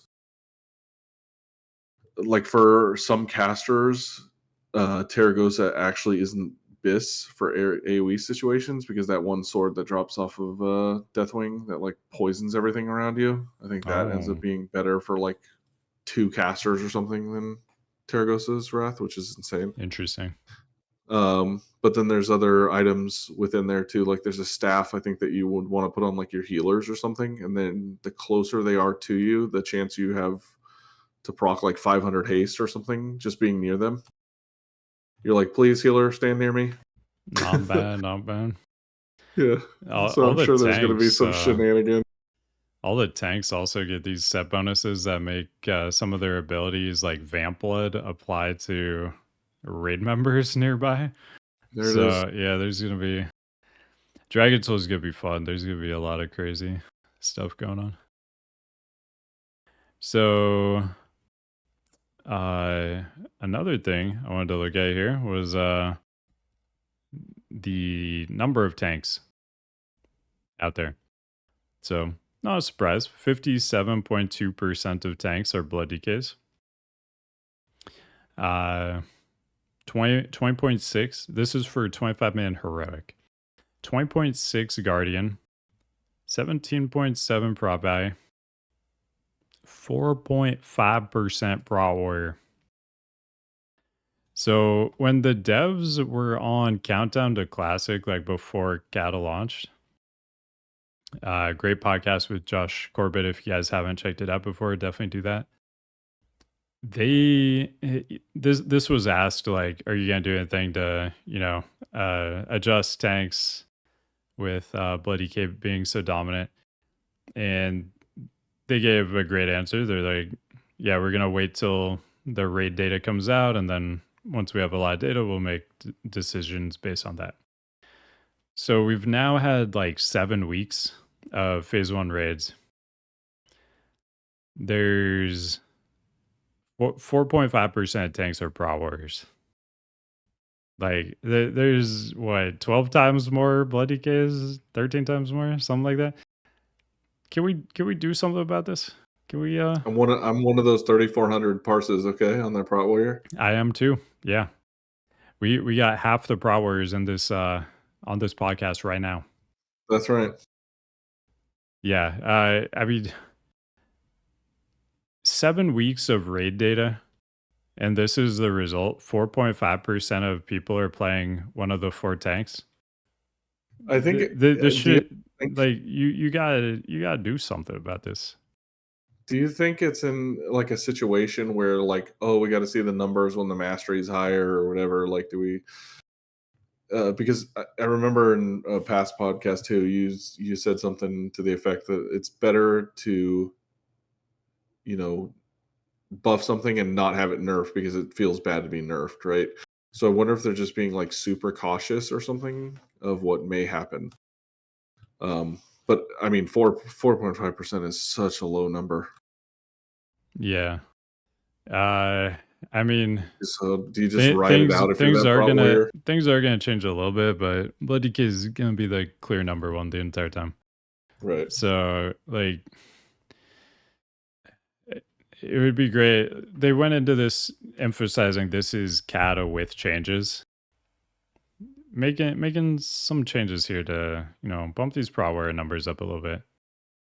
Even just like small changes could really change the community perception and reduce some of the gatekeeping. So if they can just get it like a little bit closer, I think it'd be awesome. I love playing my Prot warrior, and you can see the damage numbers too. Yeah, it's like, keep in mind too, different. like the only people playing Prot warrior are people who really like playing Prot warrior too. So they probably know what they're doing. For the most part, compared to like Blood DK, where it's flavor of the month, you're gonna have tons of people who have no clue what they're doing as part of this. So yeah, I mean, Prot warrior needs some buffs to damage. Also, I have to check if this is still a thing or not, but in pre-patch, I was messing around with Devastate, and I realized that the bonus damage it gets from like Sunder stacks wasn't even like working. It was giving you like 12 more damage instead of like hundreds of more damage per stack of like Sunder. So that could be part of this too. I haven't played my Prot warrior enough to like check on this again, but they may still have a fundamental bug reducing their damage. So that'd be something to look at too. Like, see if their abilities are even doing the correct amount of damage right now. That would be they're just going to take the era. That'd be a approach. really good start. They'll just take the era approach. That's the patch notes. That's how it works actually now. You just get 12 damage per Devastate. Yeah, it might have been like 24, but it like very clearly was whatever the lowest number it ever is, and just wasn't increasing ever. You want your percentage of popularity to match your Devastate numbers? Yeah.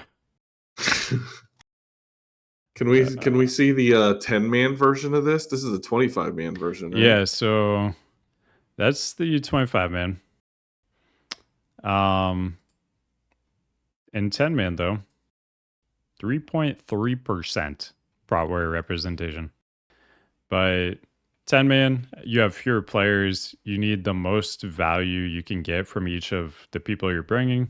So 10 man is far more likely to get forced into meta comps than 25 man, just because you only have 10 people. You need as much damage as you can from everybody. This is where tank damage is the most relevant. Like, tank damage is good in 25 man, but in 10 man, tank damage is make or break. On my 10 man Blood DK, I'm always competing for top damage. Some fights I end up number 1 DPS in our 10 man. And if you have a Blood DK that can do 30k DPS versus a Blood DK that does 15k DPS, that turns a lot of wipes into kills. That is just fewer mechanics your raid has to deal with. There's just so much damage reduction from you doing damage and ending fights quicker. Your increased damage as a tank means so much more on 10 man than 25. And like, you're just not likely to bring a Prot warrior when damage is that important to do. So, yeah, they need some comp buffs. They need to do more damage, and they need a little bit more control over their survivability, I think. Definitely change Rallying Cry and Last Stand to not be shared CDs. Bump up their damage a little bit. Change Impending Victory to probably get 8% HP and heal for more. I think those are the easy changes. They could also like add in a glyph that makes Victory Rush usable all the time, but give it like a 5-second cooldown, 8-second cooldown, something like that. Maybe 10-second. I don't know. But yeah, they just need a few changes, and they could be much higher than 3.3% representation. Now I'm curious a little bit here. If you switch it to 25 normal, because people aren't as try hard, for example, do you think there's more of these underrepresented classes? So I haven't actually looked at this yet, but for normal, my guess would be you see a higher percent because nothing matters on normal. You can play blindfolded on normal. Like, nothing does damage on normal. The mechanics don't matter. So bringing the correct like classes doesn't matter at all. So my guess is this is going to go up a lot, this Prot warrior representation. I don't know how much. I'm going to guess maybe like 8% this goes to. 8 to 10. I'll say that's my range. At least for 25 man normal. Maybe 10 man normal. I'll say 8 to 10 for both. Okay. 6.6 for 25 man normal. I mean, that is like a significant step up. That's 50% more than our 25 man heroic, I think. Did you also notice that Protection Paladin trumped Guardian Druid in that also? Oh yeah, that is kind Versus of the heroic. interesting. I think that makes sense though, because like Guardian Druid, so as far as I know, it also counts like their damage while they're, catting too. Right. And cat's just gonna be harder to play than prop eye. So I'm guessing like people who are doing normals are most likely not gonna be as experienced. They probably aren't doing these rotations correctly.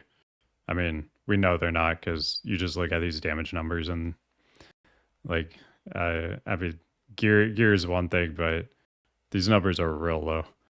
So Not good. Still not good. 10 man. Oh, 10 man, we do get to 8.6% on the warrior, though. We made it to your threshold. There it is. Yeah. Yeah,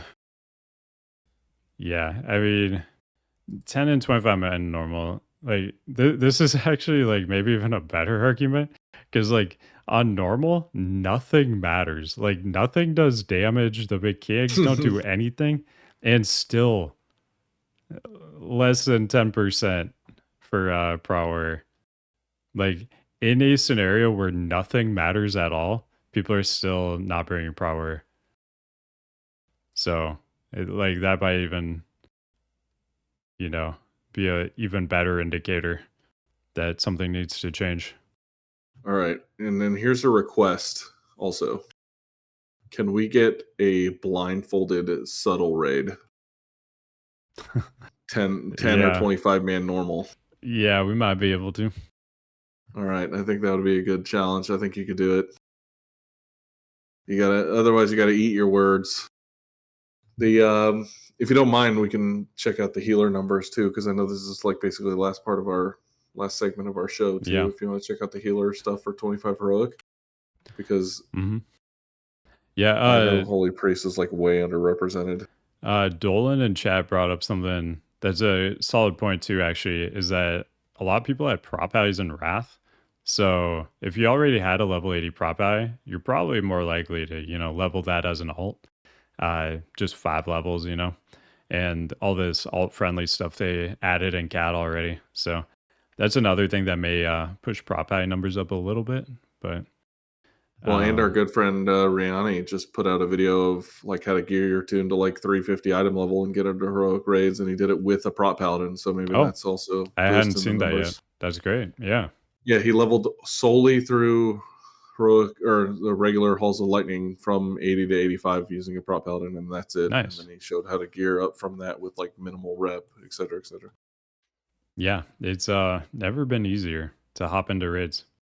There you go. But Blizzard, please get like this is pathetic. Like this happened in ICC too. And like, I mean, it felt bad then, but now that we're in an expansion where they've been selling it as cattle with changes the entire time, and they're like talking about they're open to class balancing and stuff, you can't have a tank that has 3.3% representation. Like this is hilarious. Like this is so bad. This is like you look at this after 7 weeks of raid data. You gotta change something here. Come on. I hope they make it so good that like impending victory is usable all the time, and it gives you like a shield like Death Strike does, and they give them like so much extra damage and stuff like that, so that you can sit on your throne of DKs there that are just not as good as prop warriors. All of a sudden, just make them super OP. There's no chance they overbuff it. Like it just needs a little bit. Like This is just a prank for your 3DK I downfall. mean, please also, anybody who's like listened to this too, check out the Devastate thing, because last time I looked at it, it's not even doing the amount of damage it should. So like, can we at least, you know, make Devastate do the damage it's supposed to? Yeah, make Devastate great again. Yeah. Anyway, yeah, we'll look at healers though. Doesn't have to be a long thing, but I figured. I mean, Holy Pally only doing 740 DPS. Like, there's no way you ever bring a Holy Pally. Yeah, for sure. Look at that versus Discipline Priest. I mean, they are slapping.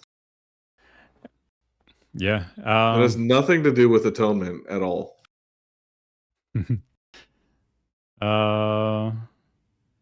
Yeah, I've actually.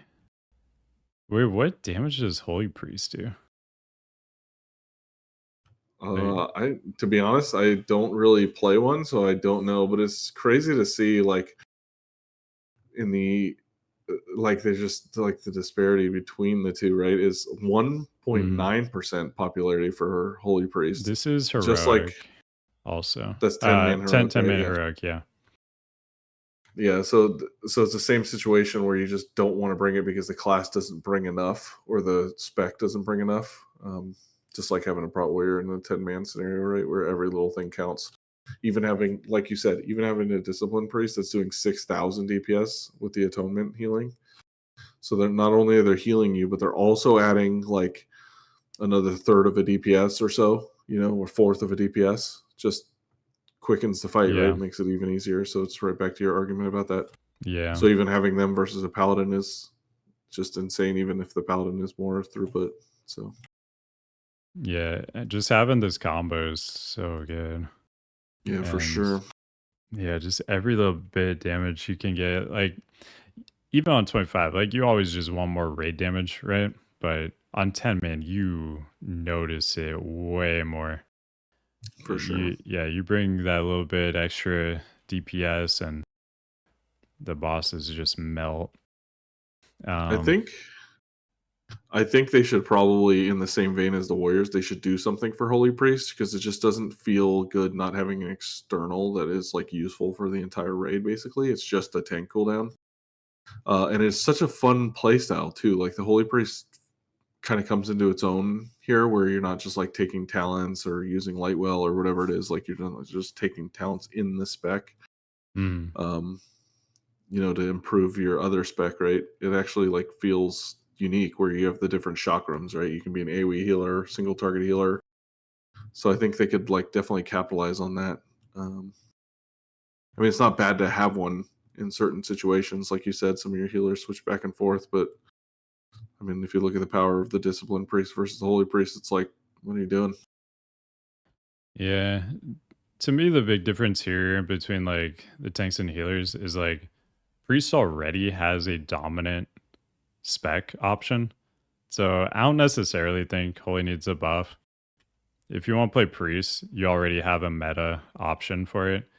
For Prot Warrior, there's no other tank Prot Warrior you can be. There's not like, Gladiator Warrior tank you can like switch to or anything like that. It's like, if you want to take on a Warrior, Prot's your only option. Oh, it's not that good? Okay.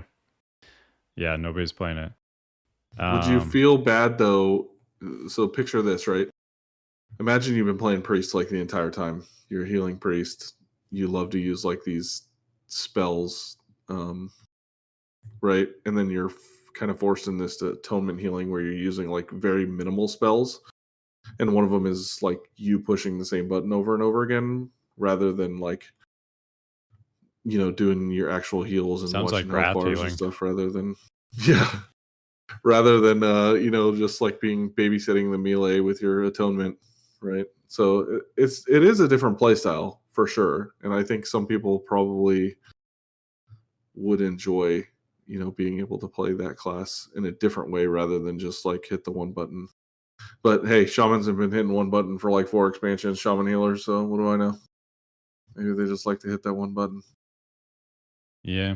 I don't know. Maybe they could buff it a little bit, but when there's already a meta spec for the class, I don't see it as super needed, especially when other things need buffs more. That's for sure. I mean, I'm not going to argue that. There's definitely things that need buff more for sure. Let's take a look at 25 though, see how it changes. So disc actually drops down a bit. Um, yeah, holy is still way down there.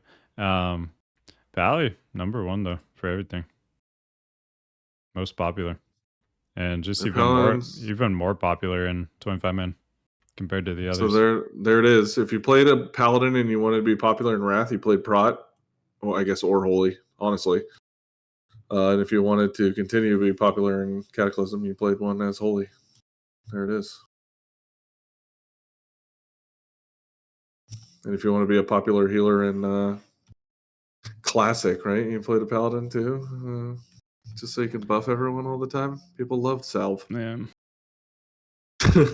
You don't even heal; you just buff. Yeah. We can look at DPS really quick too. A lot. So mage is a weird one because when you get lucky, you do insane damage.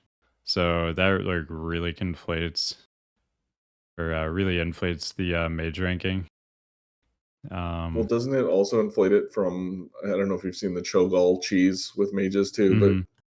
I Yeah. mean, I've seen people do 100k plus DPS on that fight because they just let them go insane and Oh just yeah, go yeah, hammy.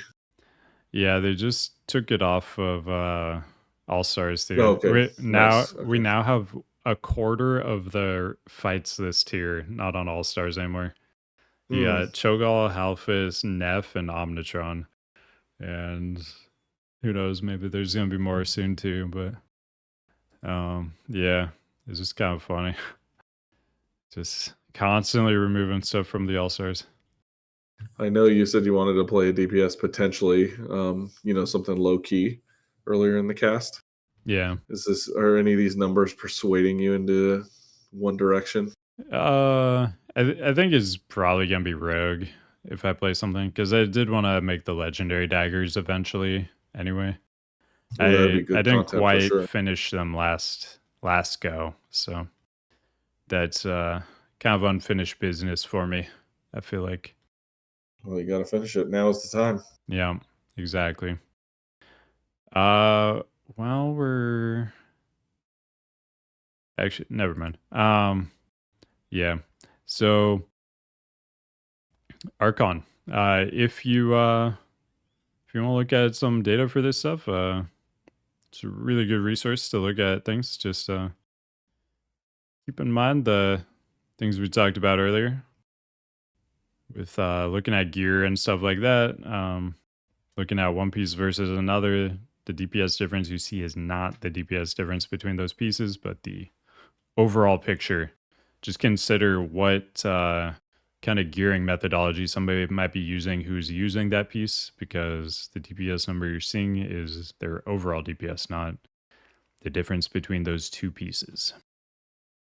So the final thing before we go, I just wanted to talk some OG like vanilla WoW stories. Um, just from 20 years ago. Uh, anything like just those OG vanilla like weird stories that things that don't really happen anymore.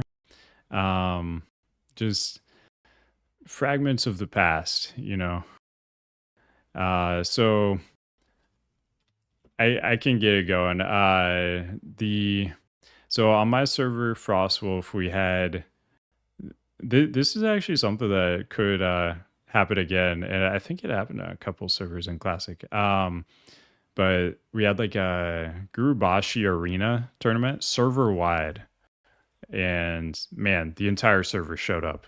It was awesome. It was all set up on the old Realm forums, the like BNet Realm forums.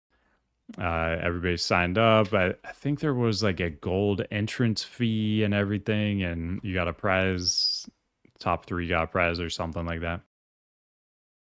But the entire server was there. Like the stands were filled in the Gurubashi Arena. It was like so cool. Just this player driven event long before like Discord and streams and things like that.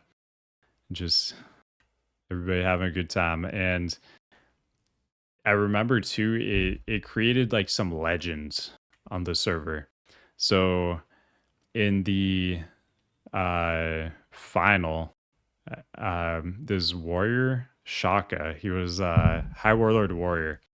He entered this tournament, so it was a 2v2 tournament.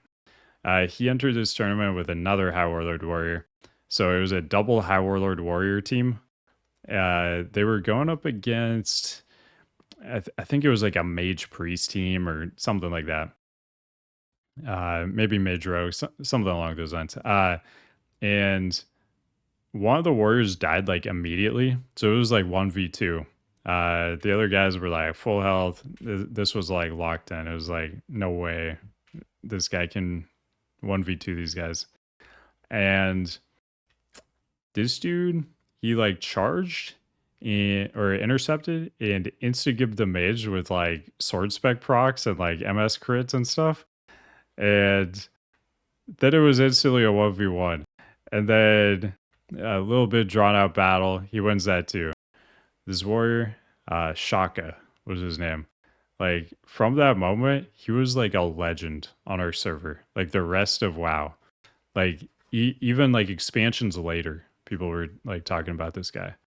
Just from that one moment in like 2005 for like the next like I don't know until like people stopped playing on that server. People were talking about this dude.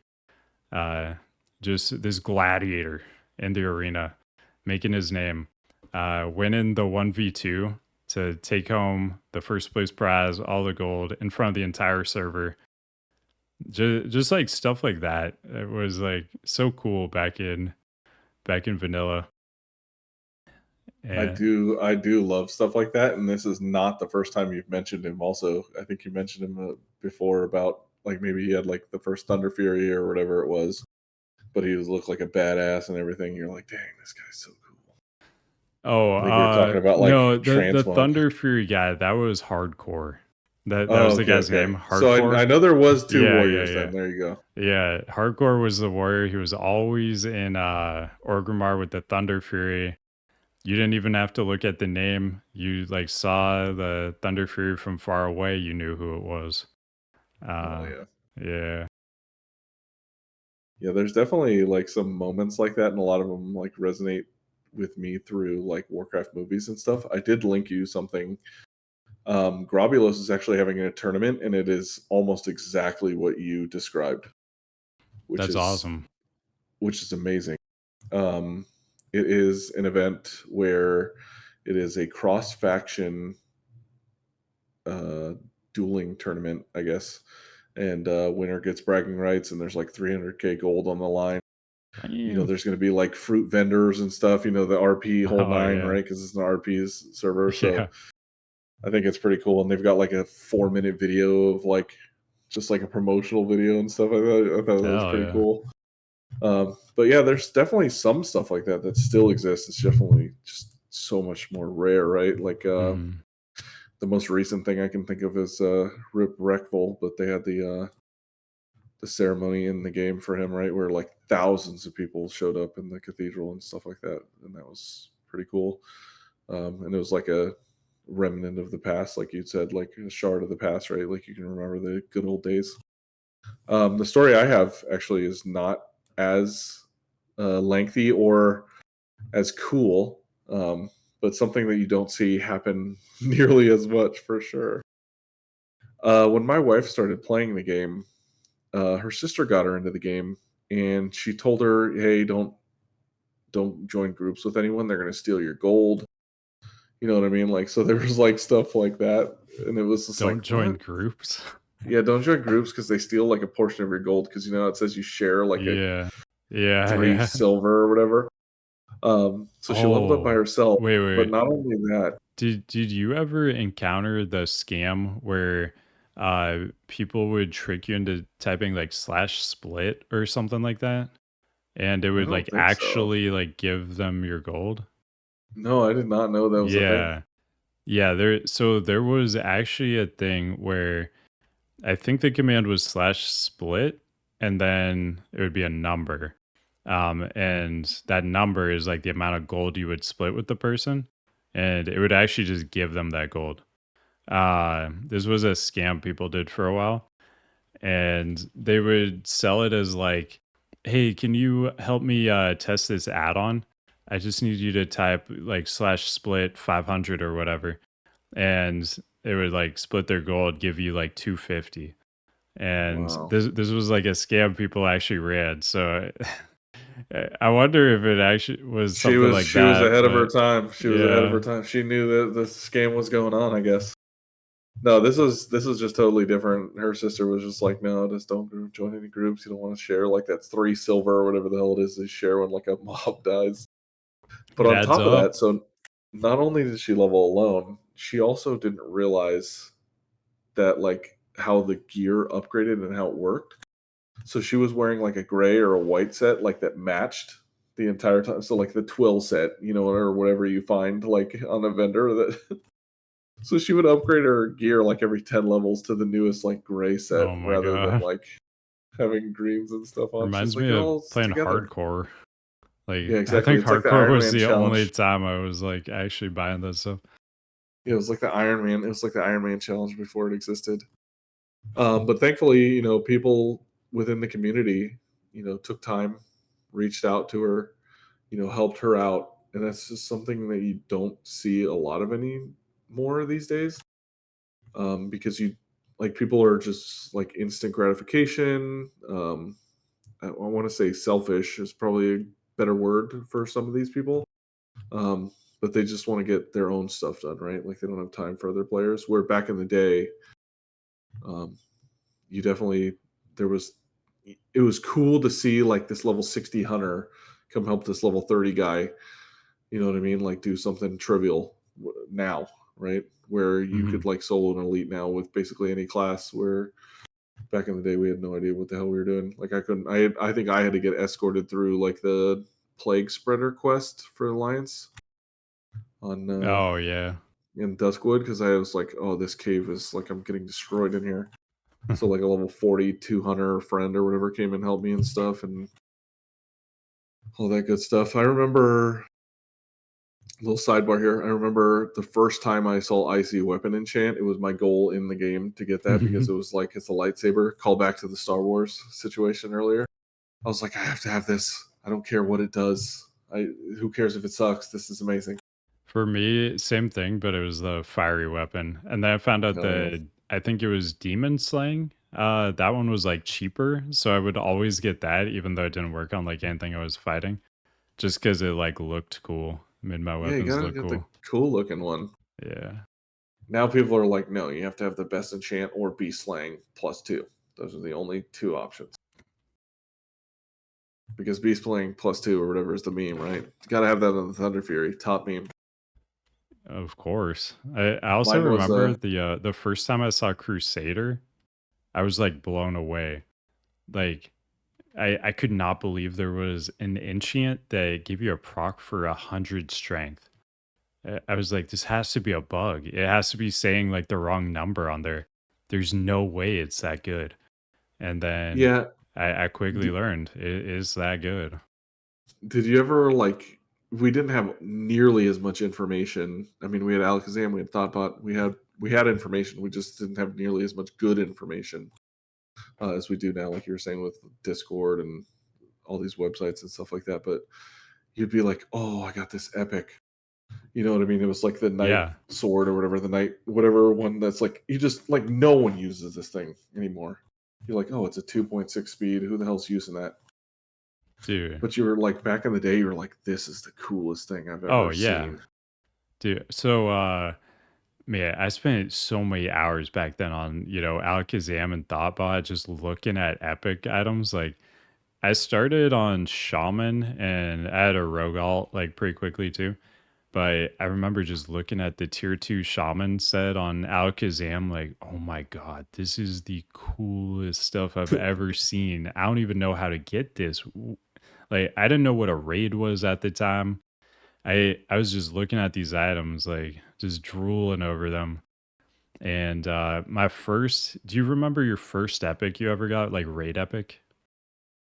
I don't, but I do remember the first epic I ever found, which was the Warden staff, and I remember it was the Harpies Ooh, and Feralis. yeah, And then I was so set on the fact that they dropped those that my next character, yeah. I grinded them for like 4 levels, and then I did see another one from the same Harpies. So I was like, Really? okay. All right. But It now worked you out. yeah, now you fast forward and I learned that the dwarfs in BRD, like the commons area, the first area, Hmm. they have the highest chance to drop epics in the game, world epics, because they can Oh. drop the most volume of epics. Hmm. And within that, they have a chance to drop the Edge Masters. So I Mm. told my friend, I was like, "Oh, I'm gonna go farm Edge Masters," like as a meme, right? Literally found two 16 minutes apart.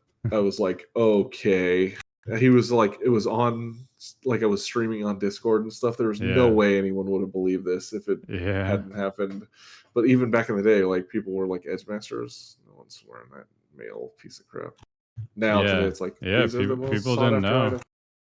I re- so I remember Let's like hear it. back in vanilla, I mean, not too many people were reading EJ back then, Elita's Jerks. That was like the theory crafting hub back then. Um, but on EJ, it got on my radar during Nax. I can't remember if they kind of figured this out before then or not, but I remember Nax, the whole weapon skill thing hit my radar. And so I was trying to I got like some I was playing combat daggers at the time, so I got some drop from like one of the green dragons. It was like a helm that gave like dagger seal, I think. Yep. Yeah, leather And helm. yeah, and I I grabbed that because like it was base with the I didn't have like corehound leather gloves or anything.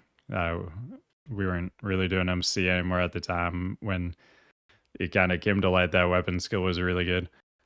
So I was like using that helm and I just felt so cool like being in the know about weapon skill. Like everybody else was wearing their other Their Bloodfang non-weapon full. skill gear, and that yeah, I was They didn't I know. just They didn't felt know so what you cool knew. being ahead of the curve, knowing that weapon skill was good. And now it's like, everybody's like trying to get edge masters and stuff. You might not have been shocking at other people, but you were shocking at yourself at least in that moment. You're like, Exactly. I am a legend. Exactly. Everybody else was like, why are you wearing that helm? Is like so bad.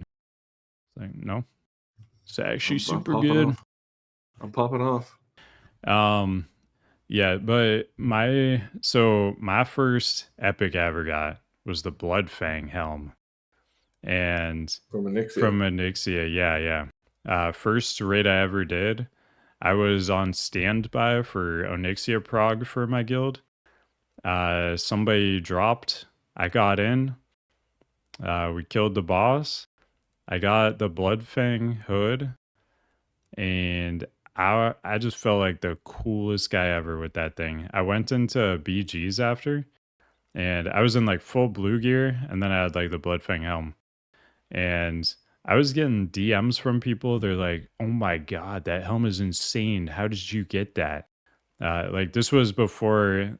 I mean, most people were like me, as I described earlier. I didn't even know what a raid was, like where you got any of this epic gear. And then I got this Bloodfang hood. Everybody's like whispering me just for having this single item, this Bloodfang hood. I'm getting all these whispers in like AV. People are like, dude, how did you get that? That thing's ridiculous. And then some hate whispers too. People are like, oh, you got carried, like you're in full blues. That's how And it'll that all be now. yeah, If you're in full blues in that Bloodfang helm, they'll be like GDKP yeah, Andy. exactly. And yeah, dude, like I just yeah, that is awesome. It was before they even did the revamp on like tier 2. So it was the old like it was just a red hood. It looked like Shadowcraft, just red color. Right. Like Shadowcraft was black, Ghost Shroud was white. The Bloodfang hood was just the red version of that. And man, it was just so cool to have that at the time. And You're the coolest cat, dude. the You're the coolest cat. coolest. My first BOE epic I ever got though, glowing Brightwood staff. I got on my shaman. I sold it for 600 gold, and it allowed me to get my first epic mount I ever got. My Kodo, my epic Kodo on my shaman. So that was a big Oh one. yeah. I was doing like I can't remember exactly what I was farming, but it was like grays. I remember one of the earliest farms that I did was while I was leveling up, I would grind the cat mobs in Stranglethorn Vale for the bristly whiskers. Good I was a vendor. big yeah, big whisker fan. So I did that I Big think for whisker quite fan. a few levels. I think that's how I got my first mount ever actually.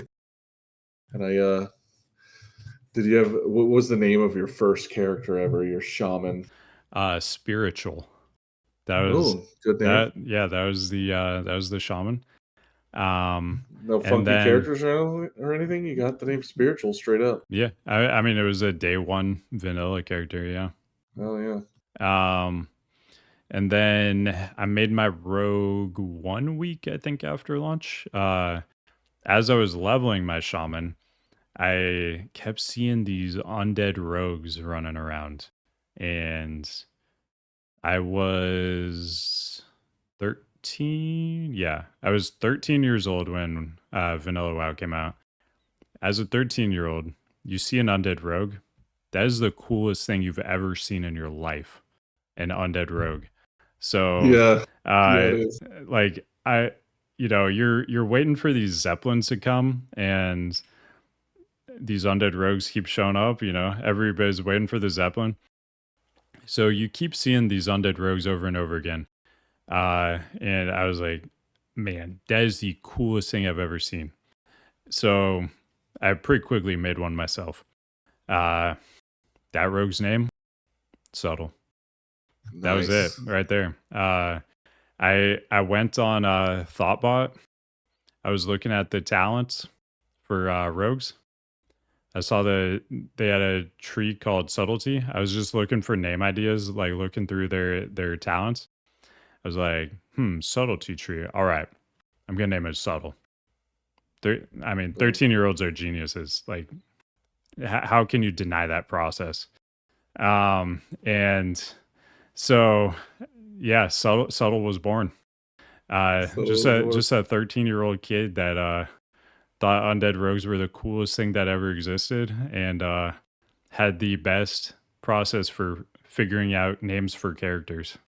oh, you got to hear my process. My very first character was a human priest. Hit randomize on the character looks. Didn't care at the time. Nice. Ended up having like the 2 braid situation going down the sides. His name was Ignalia, is how I pronounced it. It was Alliance Okay. backwards. So I was like, dude, Oh I'm so man, cool. I'm so cool, dude. dude. This is Yeah, dope. yeah. That's big, dude. I Yeah, so I'm right there with you, like with the stupid names. yeah. I remember. I think it was in like TBC. A lot of people started doing that, where they made like some of their characters just their like name backwards. Like that just randomly became really popular. I remember there was this uh good like arena warrior. I think in vanilla he went by like Naudius, but then in TBC he was like Satan because it was like Naudius backwards. Mm. And like that was just the cool thing to do. And you felt like so cool if you knew like what their real name was. Because you're like, oh, that's their fake name. That's their real name backwards. And like at least at that time I was like 15. I felt so cool to be in the know. Like, oh, I know what that guy's real name is. You're like, And I have weapon skill and I know his real name. This is lit. exactly, yeah. The Um, My second character was actually a druid, and I remember the talent that you got at level 40, I think it was, for Boomkin was Hurricane, and the one for Resto was Innervate, and you're like, oh, these are so cool. Meanwhile, they're pretty trash. You know what I mean? Like when you think about it now, they're not that good. But I remember being like so excited when you hit like that capstone talent. You're like, yes, this is when the game begins. yeah. So very The excited. Yeah, there are just certain abilities like that. I remember our rogue too at like level 40 always felt incredible. I think you got like safe fall, but then obviously you got your capstone like talent, and it just got like a million different things. And on rogue, safe fall was awesome. Because then you could jump off things in stealth and like you wouldn't break stealth with fall damage. So I could be like sneakier. I could be jumping off stuff like a ninja, and not I think in Wrath with the glyph of safe fall 2, you could jump into the mine in Arathi Basin without taking fall damage. I think. So you could like maybe you had to fall at a certain part of it because there's like a slope leading down to the mine. So you might have had to jump at a certain part, but you could like go into the mine stealthed without worrying about fall damage. So that was like the I big used to thing. feel like a boss when I would like charge at someone from like high height and like live or like blink right before you hit the Yeah. ground. That always feels That was awesome. I do yeah, that you all the always feel time like a in boss. BWD right now. On my warrior, you before you hit the ground, The you heroic heroic leap. leap. Yeah. Yeah, for sure. I'm going to share another memory. This is probably my favorite memory of all of World of Warcraft had happened in Wrath of the Lich King. The game launched. I was in 2 guilds at the same time. I Is was that even playing legal? both characters at the same time. I was the feral tank for the best guild on the server, as well as playing like a casual resto shaman literally at the same time in another guild, and we were like I was healing Saffron and like tanking KT or something at the same time. What? But the important part of this story, right, I could never do that now. I'm washed, so to speak. Washed. Washed, yes. But the important part of this story is the alt guild um, is where I met my wife. Oh. We played together since 2008, the launch of Wrath of the Lich King. We started dating. I moved out in 2009. We did the back and forth long distance thing. Ended up working out. I've got 3 beautiful kids now. I've been with my wife since 2008, so quite a few years now, and it's a beautiful thing. So some people out there I know have been through this journey, and it's either failed or succeeded. But it's been quite amazing. So Wrath of the Lich King holds a super special place in my heart because of that. So Definitely. Yeah, that's awesome. I feel like we I've heard did that. the in-game marriage and everything too. I got Oh, her hell a yeah. ring in game, and we did the cathedral with our guild and stuff. So The Stormwind Cathedral. That's what you did? we did the I don't yeah, we did Stormwind Cathedral because we were playing Alliance at the time. Yep. I was gonna say, did we do one for Horde? But we didn't. Yeah, if you do it for a horde, what do you Just a do? Like mud Lights hut. Hope Chapel or something? No, you just do a mud hut. Just a mud hut. Just one of the huts on the side. Yeah, you just do it Nice. right in Gromish Hold or whatever, right next to the garage. Yeah. Hey, what's up, dude? I feel like I've heard that story so many times though, like people meeting their significant other, like through WoW. And man, like WoW's gotta capitalize on this. I feel like WoW could be the next like Tinder. They could There it have like a is. WoW like dating app. Yeah. Well, we stopped at. Also stopped at 3 kids. Because now we have the perfect 5-man. Got me and my wife, and Oh, then the 3 that's kids. So smart. That's now we're good smart. to Yeah. go. Mythic pluses, we're set. Just gotta start training them up. This is not. It was not related to this, also, but it's a fun fact. One of them is related to it, but my wife always played DPS, and I majorly played tanks. So our son's name is Jason, and in certain languages and stuff, it means healer. So it also made Oh, us the okay. Holy Trinity trifecta, Nice. so for our first son. So I thought that was pretty cool. It wasn't the sole reason we named him or anything. It was just like a bonus. We're like, oh wow. Yeah. But our final child is actually named after her first character in the game, and it's a character that she uses in every iteration. She always makes that name and everything. So it was like Nice. a homage to that. So I thought that was pretty cool. That's awesome. Jaina and Especially Illidan just weren't going to do it. So yeah, I mean, especially with you guys meeting like through WoW. That's yeah, it awesome. just made sense. Yeah. And she's one of 24 people in the history of the world to have the name. So she's not going to find it on a keychain. Gotta get It's one of the Azriela custom for anyone ones. wondering. Azriela. Oh.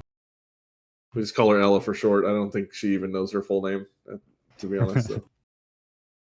Someday. But yeah, those are my memories, at least my most fondest memories. Solid memories. Solid memories. Yeah, from both of us. I the way that you are speaking about the rogue and stuff like that and the warrior, I love that it brings back so much emotions within you, but also within me. Oh, I lived something like this too. So I think this is a great segment. Thank you for bringing this up. Yeah, definitely. It's just fun to like think about those things all these years later. Just I mean, like as a teenager, like WoW was, one of the like main that was like my main hobby. I It was guess it a still staple in your is, life. but yeah, just I just have so many good memories from back then.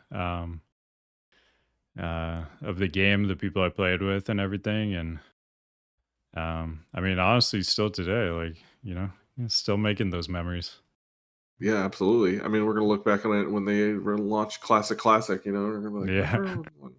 Yeah, we're I gonna mean, be we're coming like, up. You and I are coming up on like our 2-year anniversary here. We've almost yeah, been hanging out and gaming together for 2 years, which is pretty crazy. So yeah, man, classic. It's gonna be a good time. We're gonna be like actual boomer gamers by then, not just like the gamer version of boomers where that's it's like, right. oh, That's you're right. 30, so you're a boomer.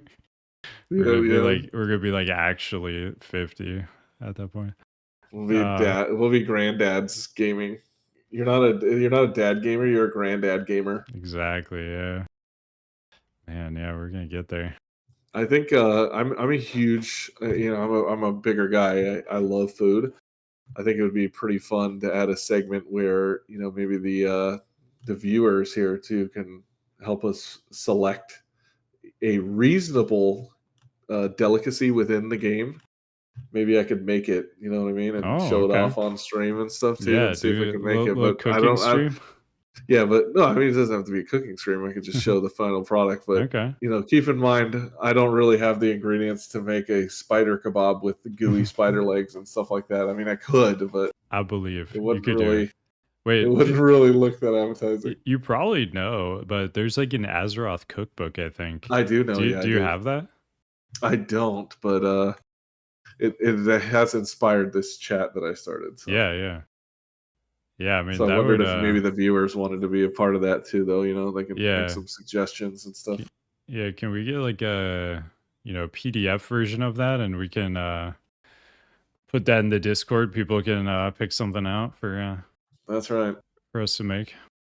That's right. And then also submit your transmogs Oh yeah. within the Discord, because we didn't actually go over it, but before the podcast we were talking about people's transmogs and stuff, and I absolutely love transmogs, and I love that you like roasted me about like the one that I had showed you, and like, oh, these gloves don't match and the boots don't match, and what do you I guys think, gotta chat? And they're like, channel my Asmon gold and yeah. get on So the transmog game. yeah, we'd like to see what you guys are up to in that world too, and then we can give our honest opinions. You know what I mean? Whether they're good or bad, it's all in good spirit. So Yeah, yeah, I'll probably make a channel in my Discord. You guys can start submitting your transmogs for consideration and and recipes, we'll take a look transmogs and at it. recipes. Yeah, transmogs, recipes, more listener questions too. Anytime you Absolutely, guys we got love them listener questions, make sure you send those in. Yeah, we'll expand this a little bit. You know, get even more listener participation. Let's open it up too. Like I don't like if it's retail transmog, if it's Cata transmog. It honestly Yeah, doesn't matter. I love any to see it version all. of So WoW, it's all good. that's We'll right, take a look at all of it. Definitely a lot more freedom in retail. A lot more for sure. items. Although I don't know if you've noticed, but like every like really good PvPer, their go-to transmog is just like make every slot a different color and like not match at all. But Yeah, that's just like the super tall silly. tales. Yeah, that's like the tall tale sign of like a gladiator. Yeah, just how bad their transmog looks. Yeah, Yeah. exactly. I don't know if you've ever seen that, but that's sort Oh of my yeah, take on it. yeah. I mean, I was looking at Fired Up, the liquid guy, the mage. Yeah. His mog he's like a dwarf, and he's got like a duck floaty or something like that. Like, cause there's like some new swimming like Yeah, transmog yeah. stuff, I think. The Yeah, beach he just transmog, looks yeah. silly as hell. I love it. It's incredible, yeah. I don't know if you saw, but the new Earthen race also, the females can have beards. Oh, So yeah, that's awesome. you guys That's better make sure straight you from guys better Lord of the Rings, right? that's right. You better make sure your transmogs, if you have your Earthen characters, that they match. They've got the females with the beards with Easy. the matching transmog. Yeah. All right. Man, solid podcast. You want to wrap it up there? You got anything else? That's it for me. All right, guys. We will see you again maybe next week, maybe week after. There is a decent amount happening this week coming up. We got, raids releasing for SoD coming up soon. We got the pre-patch for retail coming out shortly. Uh, And then things are really going to be ramping up after that too, with War Within just over a month away now. But thanks for watching. Thanks for listening, everybody. We will see you again soon. Peace. Peace.